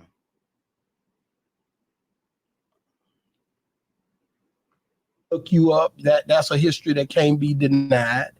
How important do you feel like you were to her career blossoming who she is? How important? Yeah. If I didn't exist, she wouldn't exist. Yeah, we on Boss Talk 101. You one of those guys, man. Like I said, we can't not talk about the elephant in the room. You know what I'm saying? Let's talk about your deal, you being linked with 1017.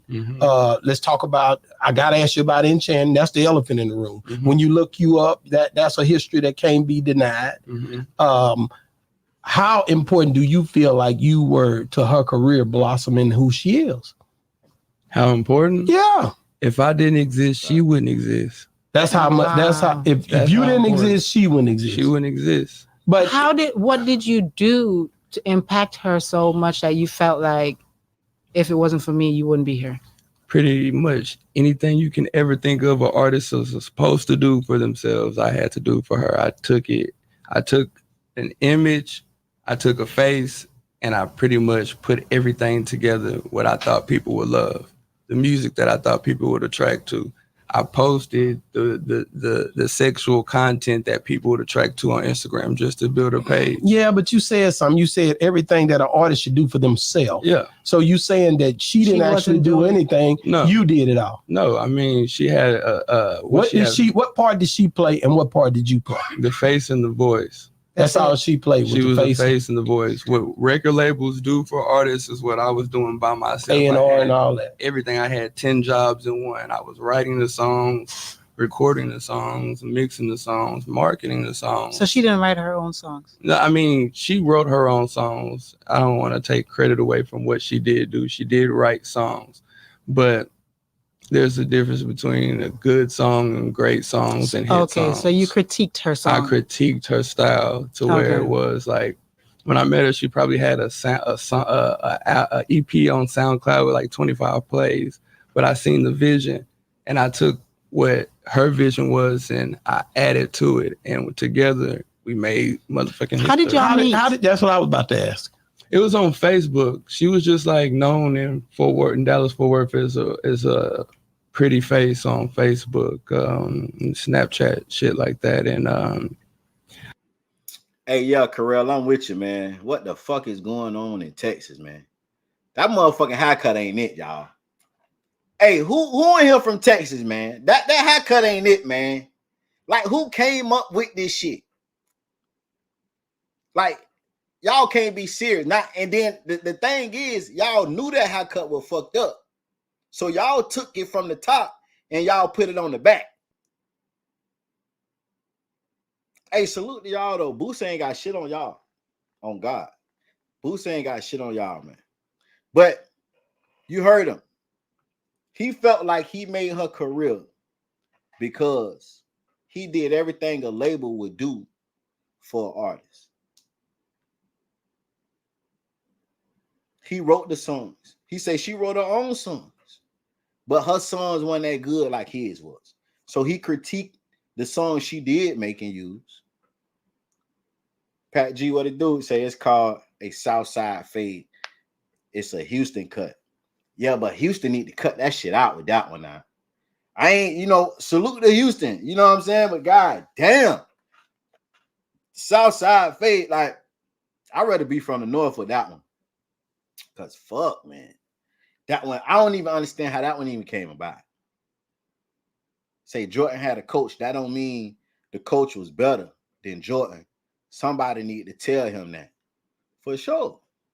For sure. That's why I feel, and that's why I forgot who said it, but you say you made me, nigga, make another one. If you were so detrimental to her career, if you were so great, if you got the sauce, why you can't blow up your own career? Now, I'm gonna be a devil advocate. It is some people out here that can see potential in people, right?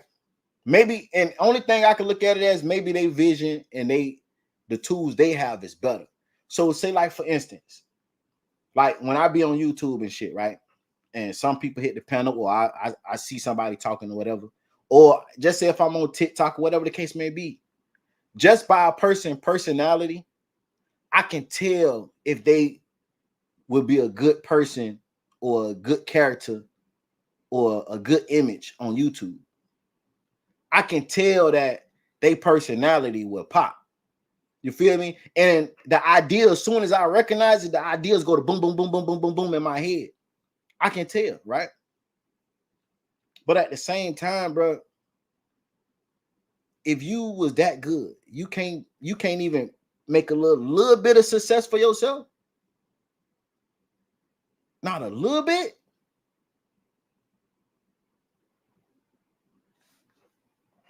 So y'all let me know, man.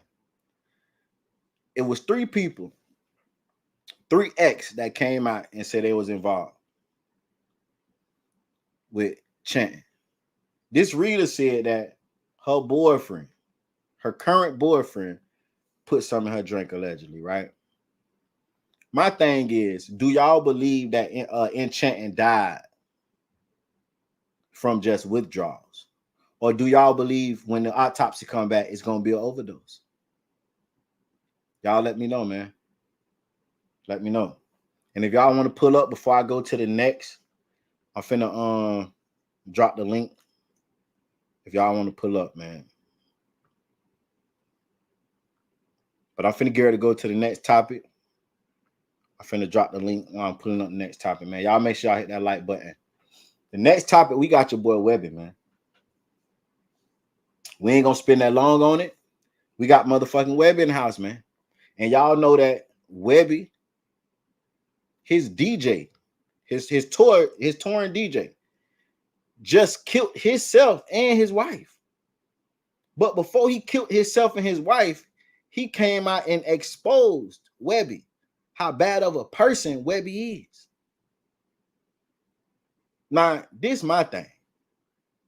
And this is what messed me up. Because on your mind, you know you finna kill yourself. You know you finna kill yourself. You know you finna kill your wife, right?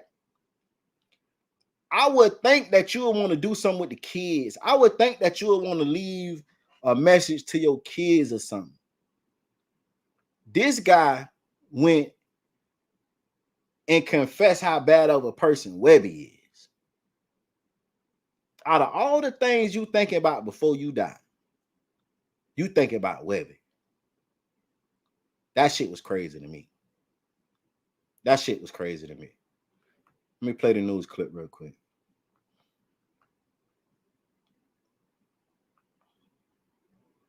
Like that's just crazy to me. You finna kill yourself and your wife, and the last thing on your mind is to is to expose Webby.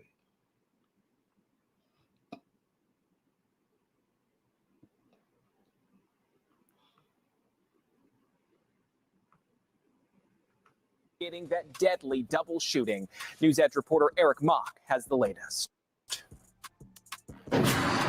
Powder Springs police tell us they got the call of shots fired here at this Forest Hill Road home at around noon Sunday. They're not identifying the victim and suspect in this murder-suicide yet, but neighbors here told us the couple did have children. Honestly, it's a scary thing to know that this can occur right around the corner from your home that you're raising your kids in. Haley Moss says it's scary knowing a murder-suicide happened just down the street from her. Thursday, she was out here and on her phone, and you wave because everybody's so busy. Hey, but just to pull up today and see this is just devastating. Really devastating. Fellow neighbor Randa Copeland says that was the last time she saw the neighbor who lived at this home on Forest Hill Road alive. Powder Springs police investigators say the woman who lives here was killed by a man before he turned the gun on himself. Police say the man was first taken to the hospital in critical condition, but at last check, police said he wasn't expected to survive. Copeland says she would see the woman often with her kids. I'm just at a loss for words right now. I'm thinking about the kids.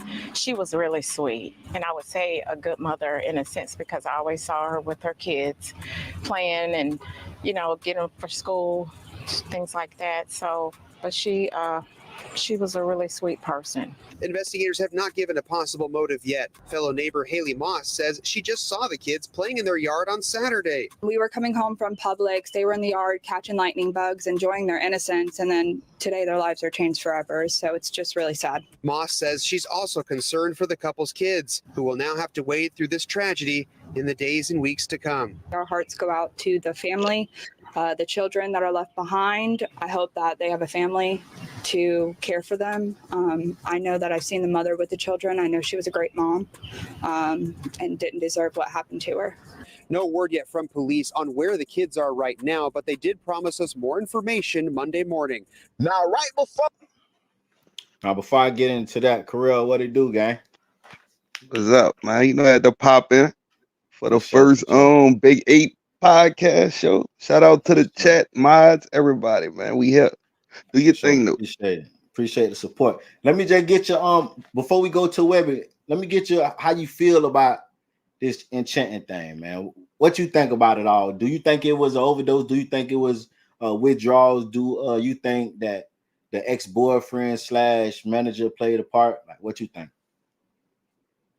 I think the main factor the drugs, man. I think it was the drugs, bro. I think 9 out of 10 she did the drugs, man. Like, and she probably overdosed.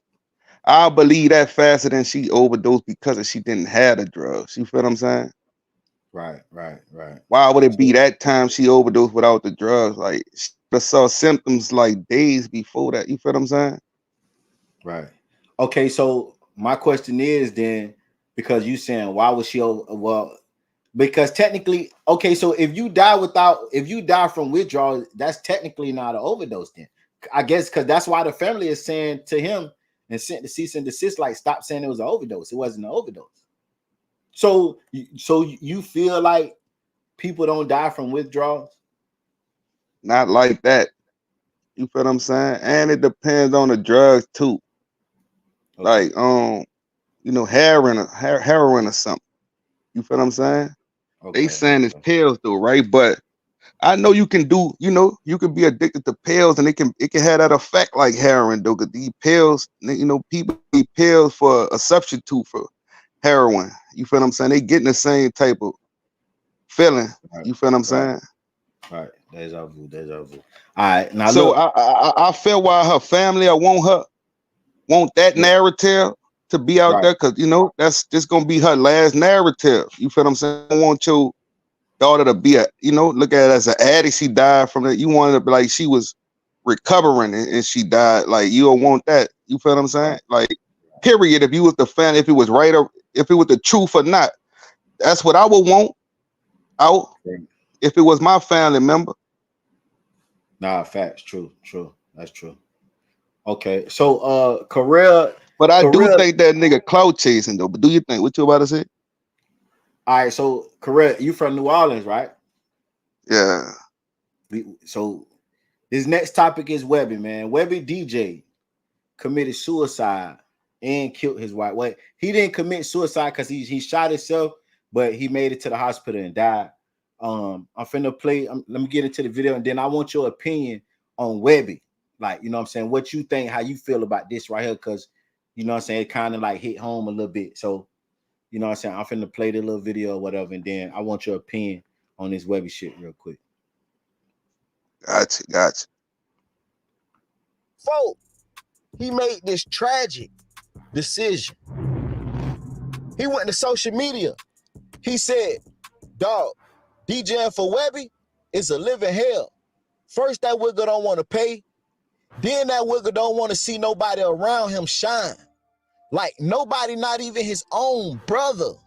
Why y'all think everybody left from around him? I was only supposed to be his tour DJ, but I had to be his driver, his doctor, his security, his PR, his babysitter, his booking agency, his referee, a counselor, a road manager, and a list of other things. But yet, this wigger didn't appreciate none of it. I did all that it with a smile on my face in front of thousands every night. But I was dying inside. All the times he had sieges on the planes, on stages, and hotels. Who y'all think was there? Me. Because his family ain't want to deal with him. Or nobody on our team wanted to deal with him but me. Our driver quit because he ain't want to pay him. Then every time we would try to make our money in other ways, he always found a way to stop that too. So it's like he don't want to pay, but he don't want us eating nowhere else. Then the wigger want to get mad and in his feelings when Boosie needed us to help him. The wigger a straight O. I can't remember how many times he told me he don't want nobody blowing up off his name. That's why he don't do features. He don't like taking pictures with other artists or fans. Wigger think they trying to get shine off him. It was days I straight dreaded going on tour with him. The wigger complains about everything. Being around him is like having to take care of kids. We had to remind him every day to take his medicine or to not do some stupid it. The wigger would do some stupid kitty it and be like, Gutter, record me doing this. And that it would never get better because his brother Derek, Super Unit, just make excuses for him. Even though he mad, he don't pay him either. The it on the road was so bad, our longtime manager had a stroke and all. Then a producer from Savage Life 6 had a brain aneurysm or something in that nature because he was stressed out. Webby wanted him to produce the whole album, but not pay. And didn't want to do the split sheets or nothing. Wigger say it's my song, so I should get all the money. And yes, he has health issues that cause him to have seizures. But that gets 10 times worse when he started doing that. He got to be the worst artist to DJ for. Yes, I DJed for him for 10 years, but I always was hoping it would get better or another major artist would recognize my talent. But he blocked everything. I never asked dude for it. I came around with my own everything. That Super Unit it is the biggest piece of bull it. That it is only designed so Derek can get paid while everybody else do the work. He promised to help artists, but never do. It was some good times, but it was more bad times than anything. I never in my life met somebody that complained more than him. The wigger straight up miserable. I ain't gonna lie to y'all, dog. First thing I want to say, man, what is Super Unit to New Orleans? Really nothing. It's something to Baton Rouge. It's something to Baton Rouge. You feel what I'm saying? You know, they got motion in Baton Rouge. You feel what I'm saying? Okay, but right now it ain't really nothing. You know, they're like Webby old, man. Like Webby felt old. Like Boosie's still relevant, but Webby felt off, man. Webby been crazy though, man. Webby been getting high. Like Webby been an out of control person doing some shit, but he sound like a wife who was getting cheated on for 10 years who stayed. Like you could have been left. Like he nigga ain't have, but he acting like nigga had a gun in his head making him do all that. Like you stupid. You was doing all that. Right. The manager, the babysitter, all that. No, you stupid. Like Webby you didn't have you doing all that for the cheat.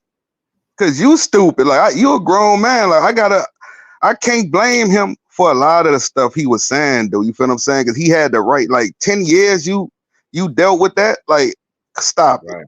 Like, stop. I can't feel sorry for you. But rest in peace. It's just sad. Like I'm seeing this, but he died too. So I can't really, it's hard to say, but I'm trying to separate both sides. You feel what I'm saying? I'm just talking about this side of the stuff. But rest in peace to him. Facts. Hilda, what it do, man? What it do? Hey, what's the word? What y'all on, man? Man, shit, cooling, man. What's Hey, poppin'? I need everybody to go subscribe Salute, to Corral. Alabama Hilda, man. Everybody go subscribe to Corral, man. Alabama, man. What you think about this? What you think about this Enchanting? We're gonna go back to Enchanting real quick. What you think about Enchanting, man? What you think about this situation?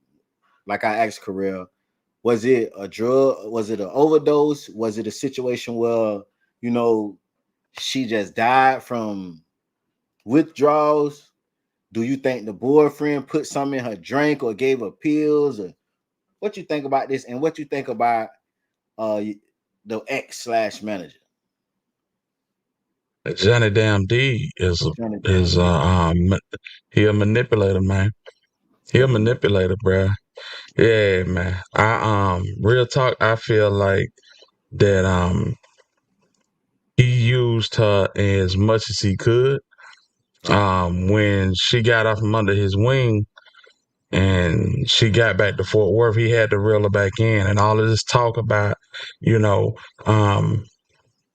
they had just linked up. If Buddy is right, I forget his name, saying that they linked up at South by Southwest. Motion God right about them linking up at South by Southwest. Ain't nobody hitting her line but Johnny Damn D, bruh. Right. He the only person on that type of energy. You know what I'm saying? Facts. Yeah. And I look at it like I said earlier. If she had a boyfriend and it wasn't Johnny D, like her boyfriend ain't finna let her go stay with Johnny D while she recovering. Like she gonna be at the boyfriend house. So Johnny D had to be the boyfriend. Yeah, no doubt. And when you look at that video again after hearing what he said, man, listen, bro, you know how eccentric Enchanting was and how she popped out. Man, that last video with her and that Snuggie and she looking halfway out of it. Was she high? Was she not? I don't know. She could have been,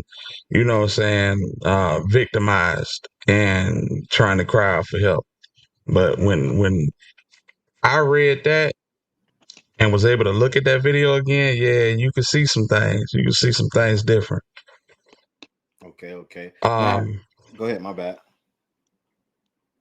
And the thing that I get hung up on is the way she was gunning that fruit punch. She was gunning that fruit punch like she was, out of, you feel me? So I don't know, man. But I hope they get to the bottom of it, get an autopsy done and see what was actually in her system, you feel me? Right. Salute. What it do? Hi, hello everyone. What's up, What's boy? poppin'? Don't go nowhere yet. I want to ask you about Webby real quick. Boredom, how you feeling? For sure. First off, I just want to say rest in peace to Enchanting. I think she was a beautiful person, and I think sometimes we try to give ourselves to so much and people around us, and it goes unnoticed. And we just keep trying to put on this image and block what we really going through. Right, for sure. And I think that's what she was doing. She was blocking what she was really going through. I agree. How you feel about your boy? Damn, I done forgot his name already. What's his name? I done said his name all day. I done forgot his shit. Damn D. What's his name? Johnny Damn D. Johnny Damn. I don't know why I keep want to say DJ. Johnny Damn. Johnny Damn D sound like a used carsman name. Who the heck is So, that? Yeah, for real. That's her manager, the ex-boyfriend / manager, the one that said he made her. Oh, that was her boyfriend and manager. Right. Right. How you feel about him? Even worse. See, I'm just really hearing about it, when I just started saying it, so I don't even know him or nothing about it for real. Right. But There's just an unfortunate situation which y'all said. I just feel like I can't trust nothing. You feel me? I done seen that I can't trust nothing, so I know that I can't trust shit that I see on the internet. Facts. I agree. so we all kind of think Johnny D, whatever his name is, he kind of like shaky, man. Something up with him. Yeah. I don't like him at the like hospital going live shit. Like, I feel like, man, if my girl in there, I'm not thinking about no live, bro. If I'm on the phone, I'm talking to her family, giving them, the information, because I'm there. Like, why are you coming on live? Like, why are you breathing hard? Like, you trying to, like, you want us to, like, believe you or something. You want us to, like, take you out of, like, it just shaky, dog, when somebody go live, when somebody dying or in the hospital, dog. Like, I don't get that. It's always weird to me. No, I agree, bro. Yeah, he doing way too much, and it looked like he trying to cover up his tracks, trying to have a footprint. Yeah, trying to have a footprint, man. But everybody that's involved in this, he is the one that's speaking out the most. He done went on a blogger show, and then basically gave a whole shit. I think they went 4 hours, man. Right, 4 yeah, hours. that motherfucker 4 hours, man. Motherfucker Yeah. 4 hours. And he did say he didn't want to cam up because he didn't want people to see his face, and he didn't want people to feel like he wasn't, I guess, showing emotion at certain parts, and so he said he didn't cam up. But I know some though. A lot of people wear glasses. A lot of people wear glasses to hide them eyes, and when they feel like they done wrong. So when he said that kind of had me think about that. Like, if he was in person, he'll have glasses on, like niggas, because they don't want you to see that look, like, that worry look in the eyes type shit. You know what I'm saying? Facts. So that most definitely was something odd to me. He just should have said he didn't want to cam up. He made it like y'all gonna try to say I don't have emotion and all this shit. Like, bro, like, how do you know what I'm saying? Right. The thing is, no matter what, think he's too smart. She gone. Yeah. It ain't nothing. It's too late. No matter what they do, they can fight, bicker, and everything, but she gone. She ain't never coming back. It's over with. That's facts. For sure. I know one thing is she died for some pills, though. Like, and he's saying he gave it to, like, do that, put charges on him, do that, make him the #1 suspect, because he trying to put the family in it. Like, they told him to do this. You feel what I'm saying? But you still did it. If you gave it to her or not, once they look at that autopsy and if she got them pills in her system, then he fucked. You did? I think they say what, voluntary manslaughter, like when you don't do it on purpose, but it's like an accident type shit. Right. Absolutely. Like, My thing is, what you finna say, Hitter? The whole Boss Talk 101 interview, bro, that give you everything you need to know about Johnny Damn D, bro. Real talk. Yeah. I know he never thought that interview would get as much traction as it's getting right now. It's coming back to hunt him too. Nah, for sure. I gotta go look at that.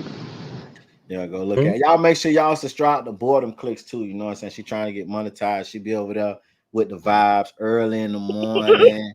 You know what I'm saying? Playing good music, vibing out. Y'all make sure y'all tap in, man, with Boredom Clicks. I appreciate it. Thank you. For sure. And y'all take it easy on Webby. Yeah, for sure. Y'all already know. Y'all already know. You got tired of Webby's afro too? Everybody going up for 2024. Nah, for sure. All right. I would have got tired of Webby afro. I hate his afro. But real talk. What you finna say, Hilda? This ain't about Webby, man. This is all about somebody that, you know what I'm saying, got in a situation and knew that they need to get out, but they was enticed by the clout.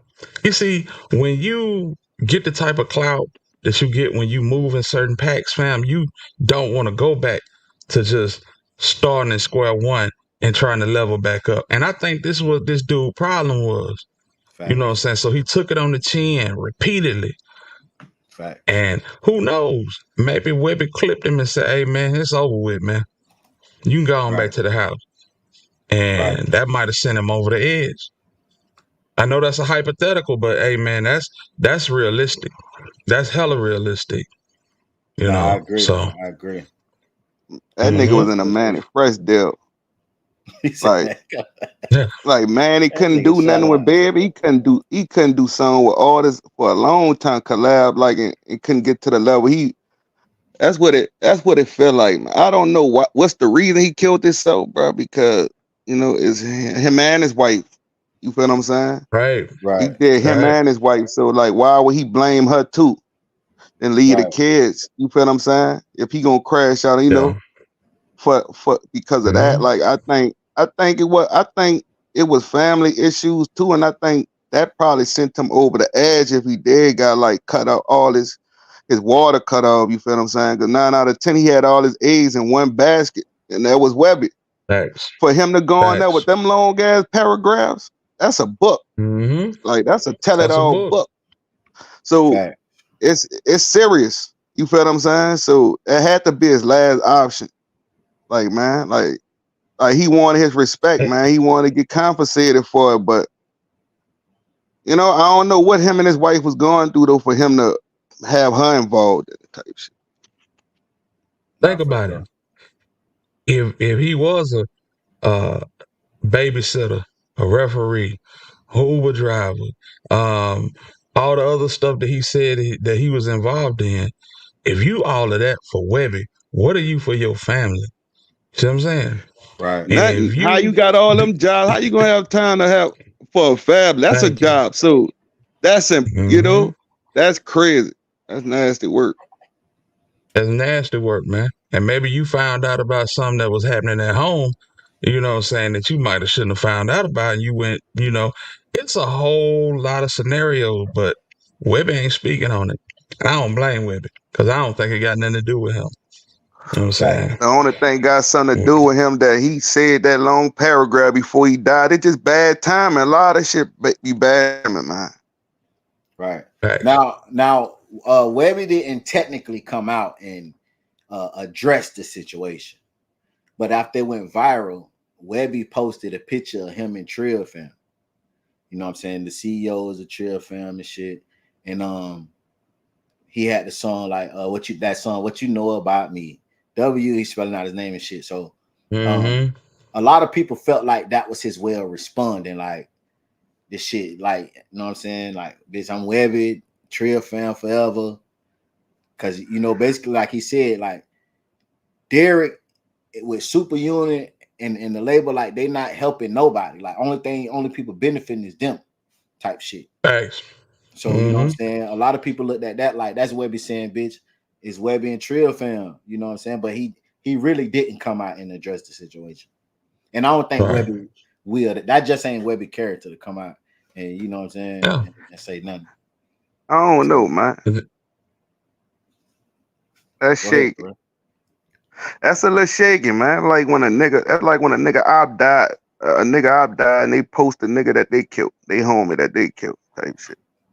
When you know, like that first post after something happened close to you like that, and you like that mean a lot. And like him to do that,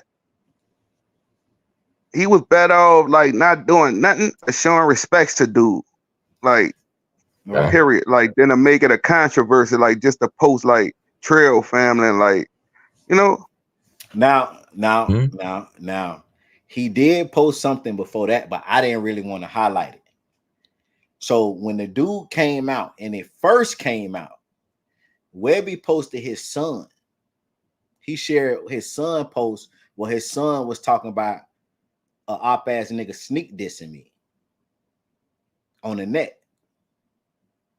So at first, when I seen it, I'm like, this like bad timing for Webby for real, like. But at the Right. same time, it's like it wasn't him saying it. It was he reposted his son post. Right. So I didn't want to, Subliminals.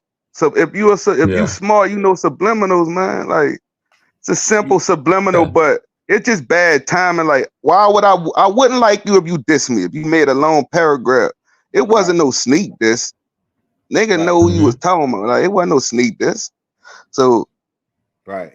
Fact. why would I like you? You feel what I'm saying? But still though, like it's like even after he died, if it wasn't no good shit, man, you shouldn't have posted nothing, dog. Cause it still looked like you dissing on some shit or you don't care. You still like after a nigga dead, you still like promoting your shit.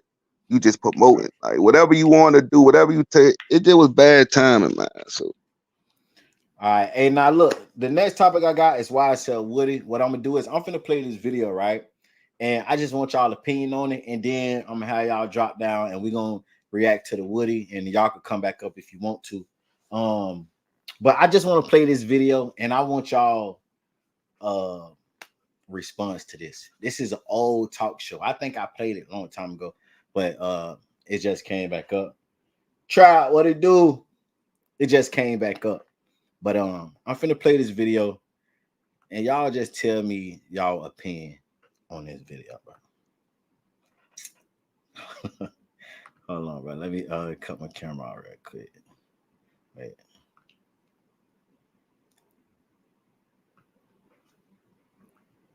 Now, this is a talk show. It was called Boomerang, right? It was called Boomerang. And I just wanted to play something, because we talked about Enchanting, death. We talked about Webby, death. I just want to play something lighten the mood, but it's a dark sense of humor. You know what I'm saying? Just let everybody know now. Dark sense of humor. But I just want to, you know what I'm saying, like y'all opinion of having a talk show, right? And you bring these certain people, is you do a whole segment on these certain people. You feel me? And this how it went.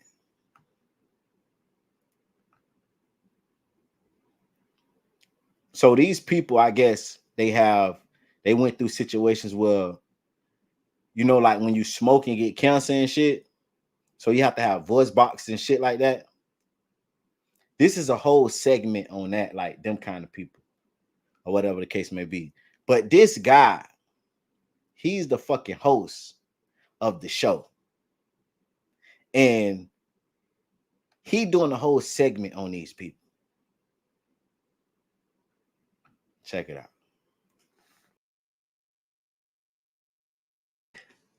All right. Look. Hey, look. Now, I'm not laughing at them. I'm laughing at him. Because just imagine, bro, you is on the whole fucking talk show. And you know this shit from the beginning. So, how do y'all feel? Like, they say that was his last show, too. They say that was his last show. The show called Boomerang. How do y'all... Hey, man, Go ahead. It had to be his last show, man. That's insensitive as hell, man. Laughing at them folks, man. Hell no. No, man. Jokes, man. Laughing, one emotion you can't. It don't matter where you at. It can happen. Like I didn't laugh at church. Like I didn't saw an old person fall at church. Like I don't care what you say, unsensitive. Like I laughed. I couldn't stop it. But that's like if I was doing an interview with Lil Reese. Like that's how. Like I bust out laughing because Lil Reese sound the same way. Yeah, for real. For real, niggas like sound like them people with the commercial with the cigarette. No, that shit crazy. It fucked me up because it's like, bro, you a whole professional out here in these streets, bro. Like, but the way the nigga laughed, that's what made me laugh. I ain't laughing at them. I'm laughing at him. Like that nigga laughing is contagious, bro. Like that shit blew me. But I played a couple funnies of bitch, but that was his last show. The show was called Boomerang. They had cut the show. You know what I'm saying? They shouldn't have cut the show, man. That's a human. He a human, dog. There's no way, like when you gotta laugh, dog. Like you could, and when holding it in is worse because you see how he kept it. It's just levels to it, dog. Like I wouldn't like. I didn't did it before, dog. Like laughed in the wrong times, and I couldn't stop it. I had, but he couldn't remove himself. Like you gotta remove yourself. It's like when you gotta fight or some shit, and around people, like gotta move with it. All right, so answer this: when y'all was watching it, did y'all laugh? Hell yeah, a little bit. I'm glad I muted. Soon I muted. Hell yeah, that's a try not to laugh. You have a try not to laugh challenge for $1,000, dog. A lot of people gonna fail off that video, dog. I don't care who you with. Right. That's a fact. That's a fact, bro. Hey man, I appreciate y'all pulling up, man. I'm finna go ahead and pull up this YSL Trial, man, and just react to it. And if y'all want to come back up, what shit, we might as well do it now. Give me y'all opinions on Woody in this YSL Trial, man. Give me y'all opinions on Woody in this YSL Trial. I'm trying not to stay too long because you know what I'm saying. It's that fight. I'm watching the fight now. What round it is? It's like the 9th round. Shit. Not Davis and them though. Davis coming next. The fight okay, you won't watch I after say, 10. I'm watching the undercard. Yeah, for sure. Okay, for sure. So how y'all feel about this YSL Trial, man? Woody taking the stand. We seen the interrogation video. We seen him for 3 hours snitch on Thug and YSL, and it got to the point where homie had to check his pulse to see was he still alive. Tell me what y'all think about this, about him getting up on that stand and all the events that took place in these past couple of days, man. It's a shit show, man. It's a shit show. And at first I thought that he was gonna try to salvage some type of relationship with Thug, but now that I see it, bro, he just it's all about Woody, man. Nothing else, bro. Woody tied, and I believe that I forget his lawyer name, his real lawyer, that he gonna be in there on Monday. I just got to see how his situation gonna be on Monday when he got his real attorney in there. But yeah, he didn't gave us entertainment for the whole week, fam. For the whole week, and it's obvious that Woody ain't out for nobody but Woody. He don't care nothing about none of this. He doing it because he got to. So, do you think his testimony is hurting Thug or helping Thug? Because it's totally different from his interrogation videos. Yeah, in some instances it's helping, and in some instances it's hurting. The whole thing about what he said, he made up lies just so he can get up out of there, telling them folk what they wanted to hear. You know what I'm saying? That may be helping, but a lot of the stuff that she trying to catch him up in about, you know what I'm saying? I hit Darla up and told her, when I see your brother, I'm gonna kill him and all this old stuff, bro. Unalive him. So I'm sorry about that, but yeah, it's kind of implicating him as well. But at the end of the day, I feel like Thugger coming home because the whole thing overall been a mess. It's been a mess, and for the fact that they taking all of these comfort breaks, bathroom breaks, long hour and a half, 2 hour lunch breaks, bro. The state of Georgia is paying for that, and we already know that they saying that this is the most expensive trial in Georgia history. Man, heads gonna roll behind this trial, man, especially if Thug come home. That's all I got. Right. And I want to say something about that too. I was watching Seti Nash. He was on live with 2 lawyers, and that's something that one of the lawyers brought up. She said that this judge breaks is totally too long. He's on taxpayer time, 2-hour lunch breaks, and etc. And also the jury has been exhausted. You know what I'm saying? Like this is something that we've been seeing from the beginning. the jury is exhausted. They was exhausted before the trial started. So this not making it no better. These long ass breaks, prolonging the trial, and all the shenanigans. And tell you the truth, how I feel about this shit, I feel like it's a 50-50. And the only reason why I say that, because the jury play a major part. A lot of them people are ready to go home, man. A lot of them people ready to go home. And I was talking to somebody about the situation.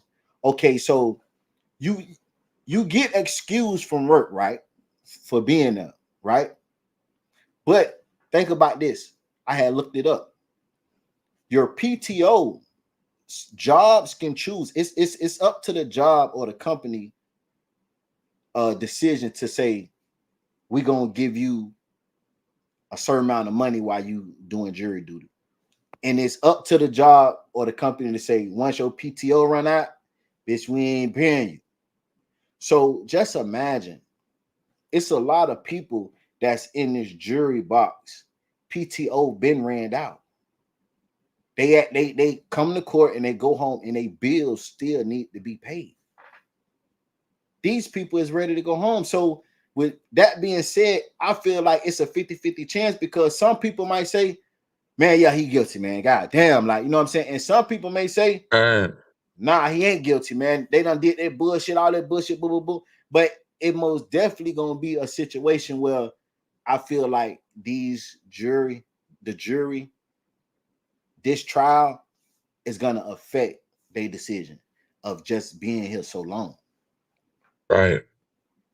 Everybody Right. tired in this shit and wore out. Right. Like, this shit just a bad trial, period. Like, it's a lot of bad work in this shit, and Woody playing both sides. I ain't deep in it. The last little Woody in it, but like since the beginning, since the interrogation, like he been playing both sides. Man, nigga who trying to slip out about, giving him a little something, but trying to he trying to get out there with no time and still and get out with no time, and they ain't gonna let that happen. By them still stretching this and reaching with this trial, it ain't gonna be a mistrial, look like. So I don't know, man. It's still like bad for Thug, man. You feel what I'm saying? Yeah. Now, go ahead, Big Header. No, I was just agreeing with Corral, man. This shit's super long. This is the 3rd month. They saying it might not be over with until 2026.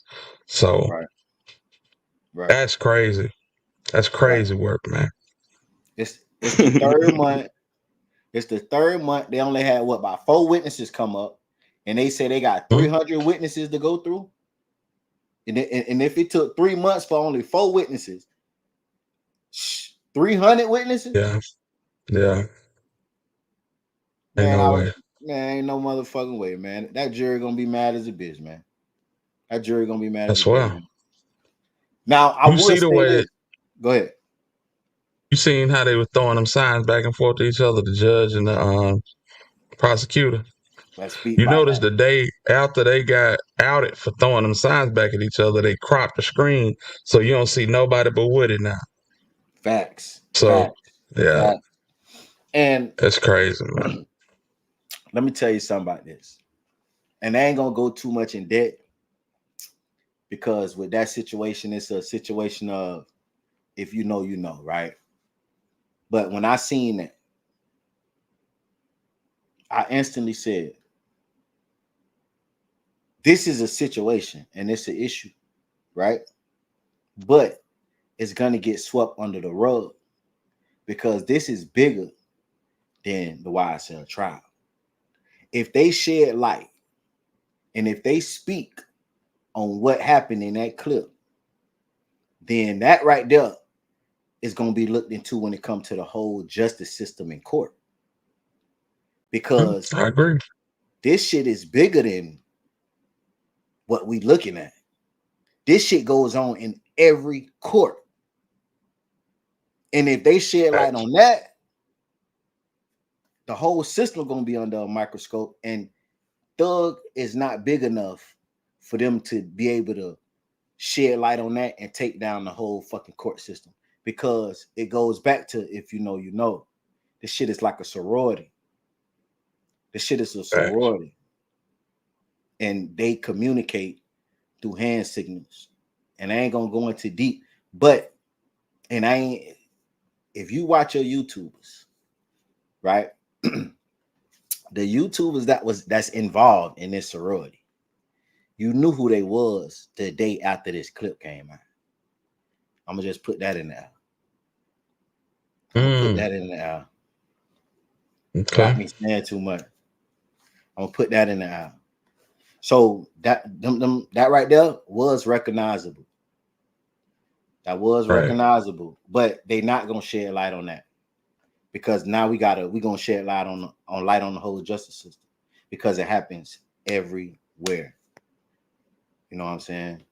And the lawyer that be on Instagram, he spoke on it. You know, the one with the how that came out with the young boy shit that was covering young boy and shit, the white dude from New York. Yeah, he spoke on it. He said, and he basically was saying like basically the same thing. Like that shit is like, you know, they could get in trouble, but he don't see them really going after them with that right there because that's some. Thug ain't big enough. The YSL ain't big enough to even, you know what I'm saying? So that most definitely an issue though. And then when I was watching the lawyers and shit talk, they talked about that too. And that's somewhat they said too, that these people throw signs all the time. And it's always like when you come into trials in court, the judge and the prosecutors on the same team. They got the same boss. The person that signed the judge check signed the prosecutor the state check. They got the same boss. And something that one of the lawyers caught my attention, when they be in the YSL case, when they be talking, the judge and the state, they always say we. That indicates team.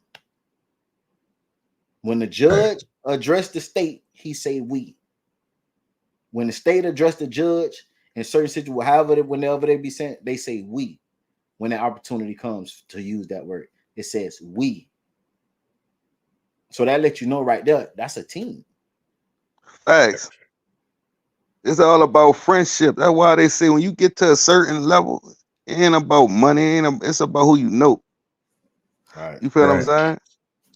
And like they playing golf and shit. They know each other kids and shit, dog. So it don't be fully about the, you know, it be, man, who paying the most money, who know the right people, man, to get out of certain.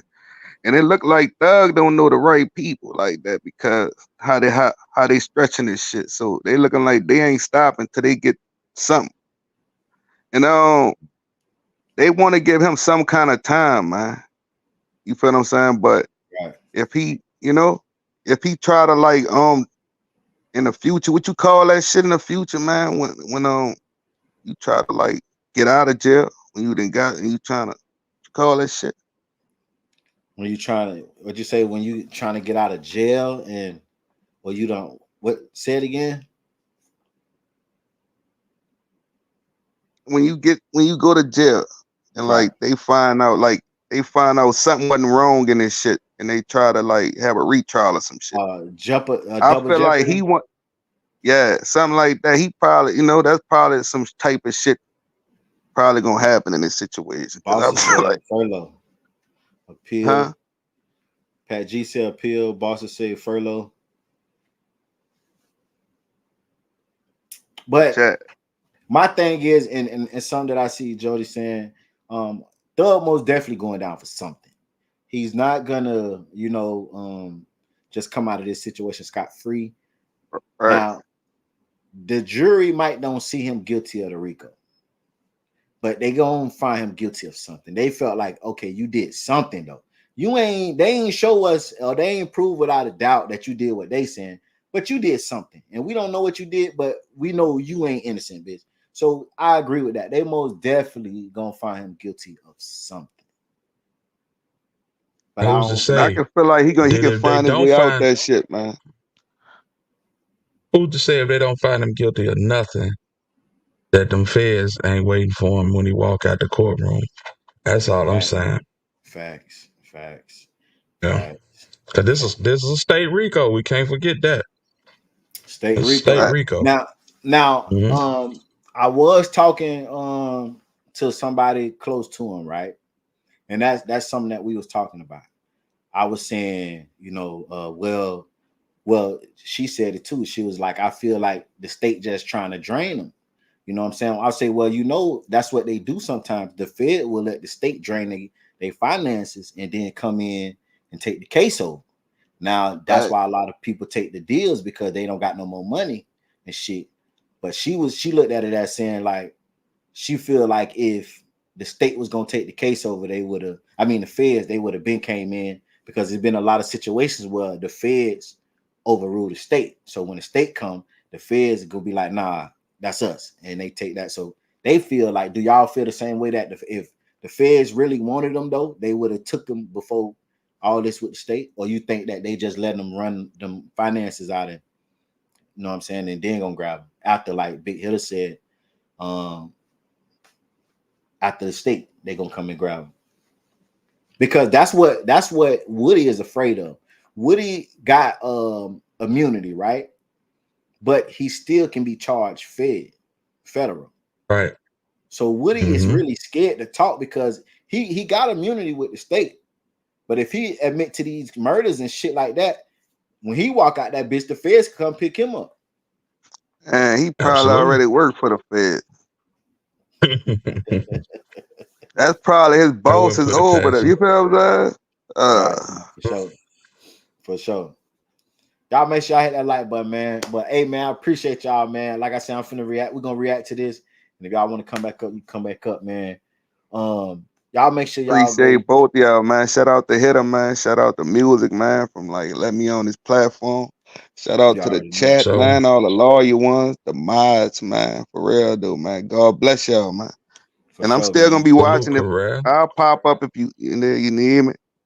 Yeah, for sure. You know what I'm saying? Once we get done reacting, you know what I'm saying? Anybody want to come up, I'm gonna drop the link again, and then we're gonna get into a couple of topics. You know what I'm saying? Then we out of here, man.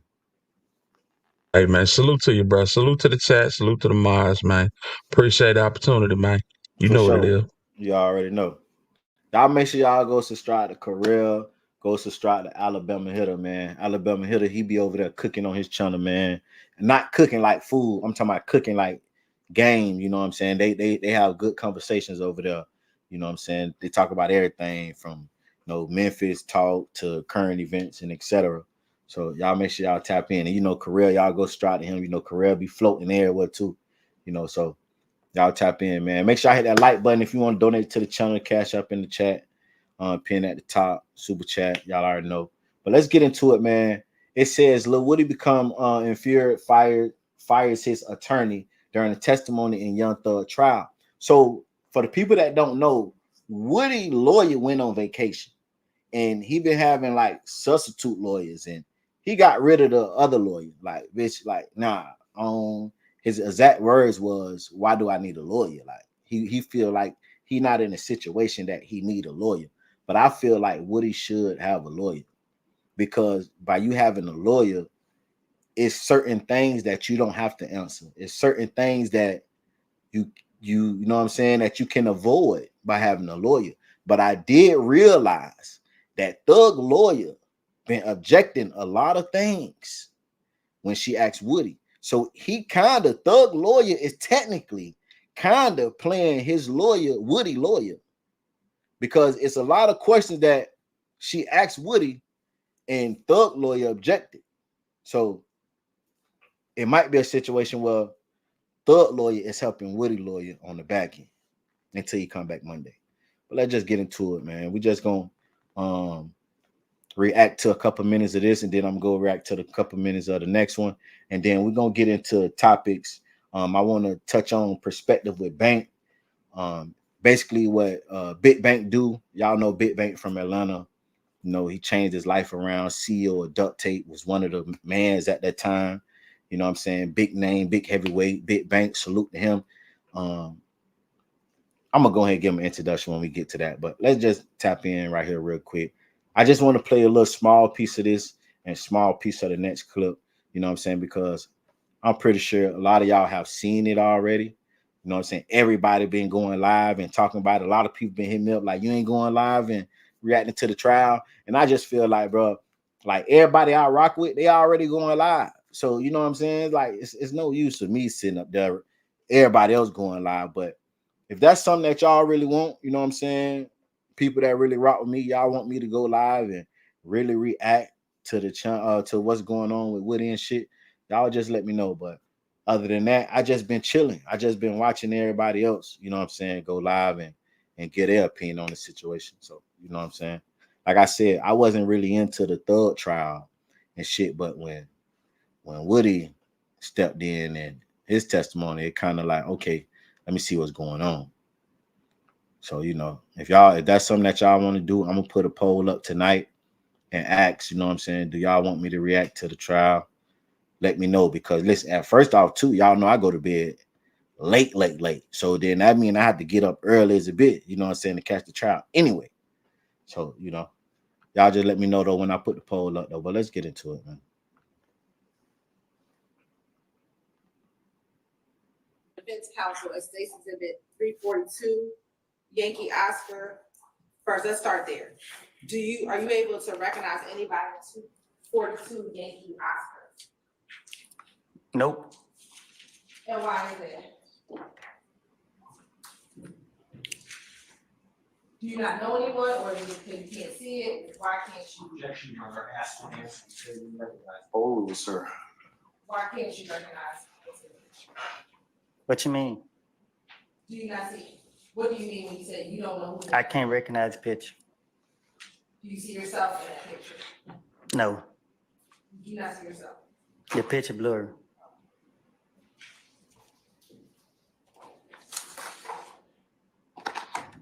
Showing you in the description of what's going to be marked as 342 Yankee Oscar. Looking at what's on the computer screen and in front of you, does that appear to be the same picture?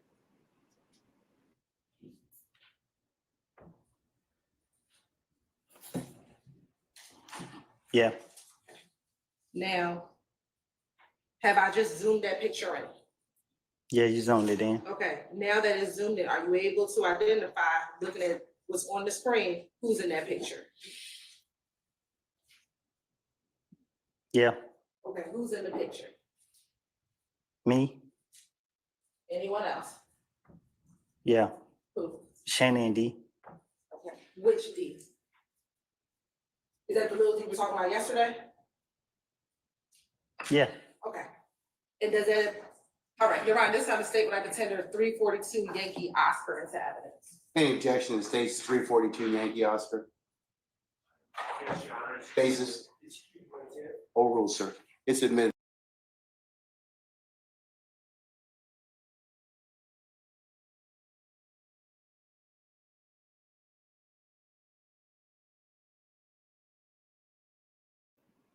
My bad, I was muted. A lot of people feel like Woody went on that stand, and I played this because it's gonna, you know, go in what I'm finna say now. A lot of people feel like Woody got up on the stand. They feel like Woody is doing Thug a good deed because he's not implicating Thug in nothing so far. That he's saying he don't really remember and etc. Right? But Woody is identifying people like he just did in that photo. So we know that they just don't ask you who these people is for nothing. We know in fact that they ask you who these people is for a reason, whether these people is alleged or accused of doing a crime or anything with anybody else. Like they ask for a reason. So a lot of people feel like Woody identifying people, he's still telling. He's still telling technically. And another thing, the interrogation video, you know what I'm saying? Woody told, when we gonna say he said all kind of shit, and a lot of people saying, well, nobody was arrested in those interrogation videos. Nobody was arrested, and that's true. But let me tell you something.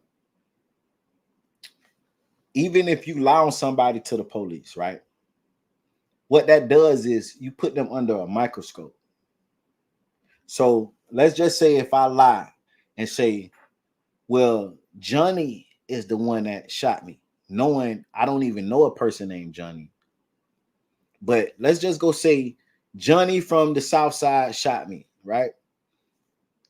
They go find the Johnny from the South Side. Or let's just say, oh, he got immunity, he got to do something. Right. Now, let's just say, I ain't gonna even say that. Let's just go in his situation. Oh, this person did this. It's no proof they did it. I'm lying on them. So guess what? Now the police is watching who I said did all this. They watching them. So yes, I lied, but what if these people that I told and said they was doing something but they wasn't? What if they out here doing illegal shit every day? So now I done lied on these people and said these people was the one that did something to me and did this and did that. Now the police is watching these people, trying to investigate and see what they could learn. And then while they watching these people, they actually see these people selling drugs because that's what they do daily. So now you just put somebody under a microscope and expose them to the police. So no, you lied, but you technically did tell. Because if the police wasn't really investigating Thug, and you told them Thug did this and Thug did that, now they're investigating Thug. What if they catch Thug doing some illegal shit, all just because they was watching them because of what you said? So that's why I feel like even though he said what he said, and he came back and said he just was lying in them interrogation videos, it still put somebody under a microscope. I'm pretty sure they still went and watched Thug. Now, I want to play this clip right here. This clip is going viral.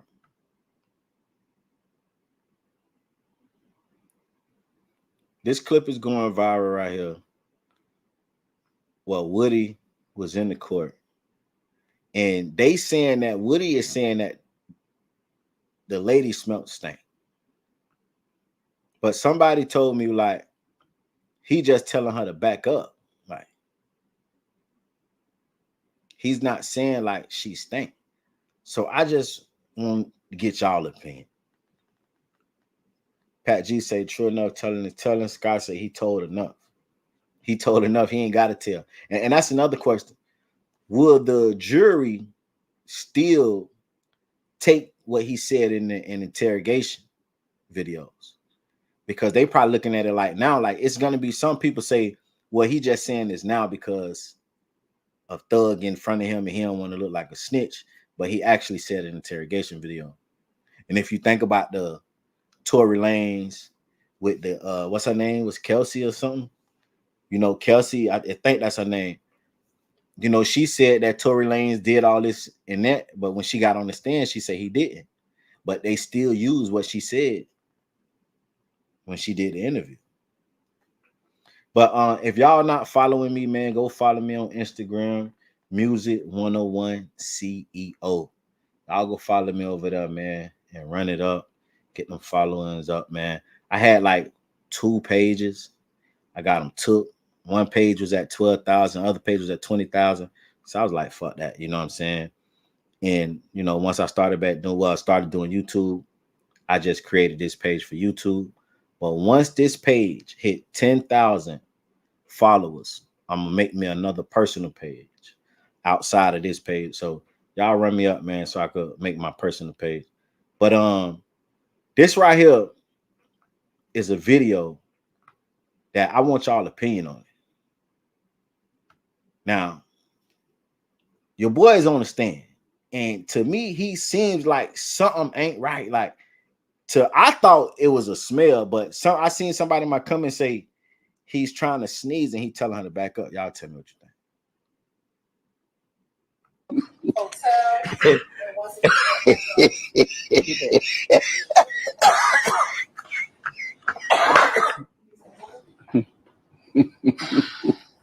think.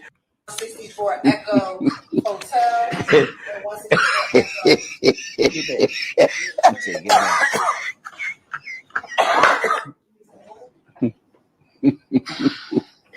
Get 64 Echo Hotel.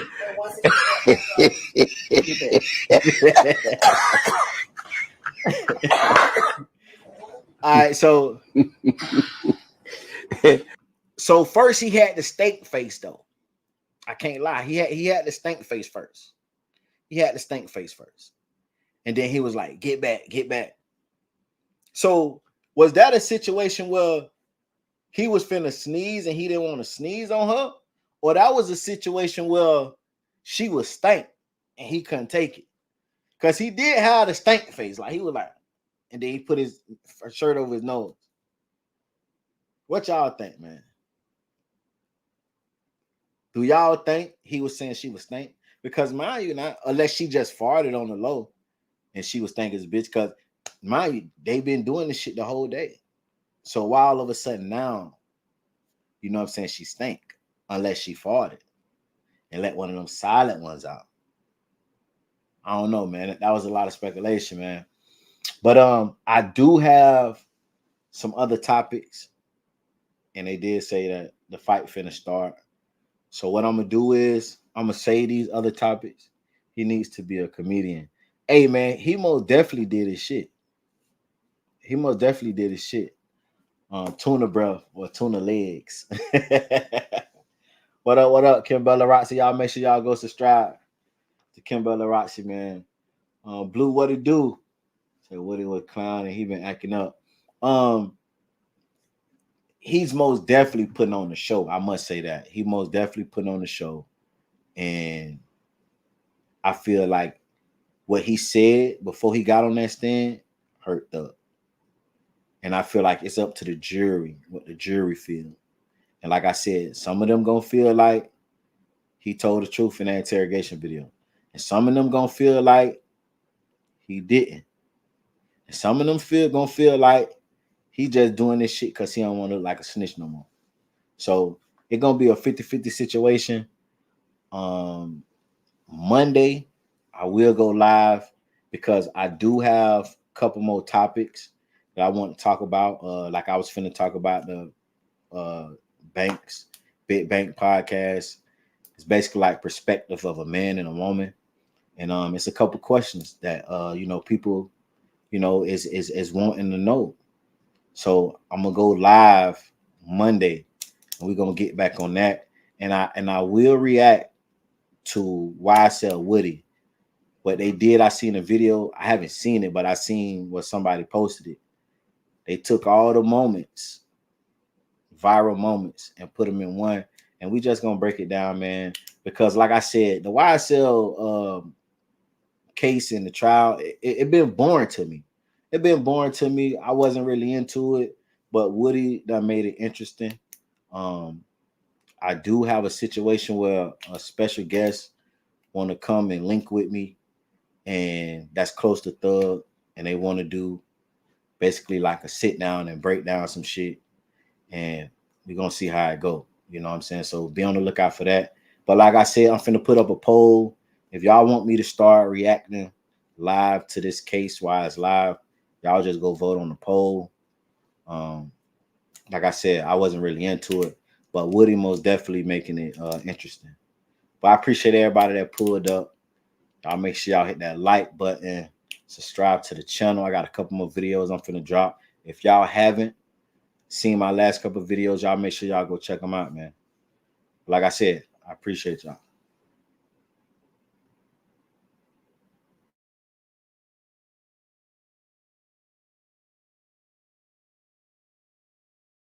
Certified stepper, I'm the leader of this ape shit.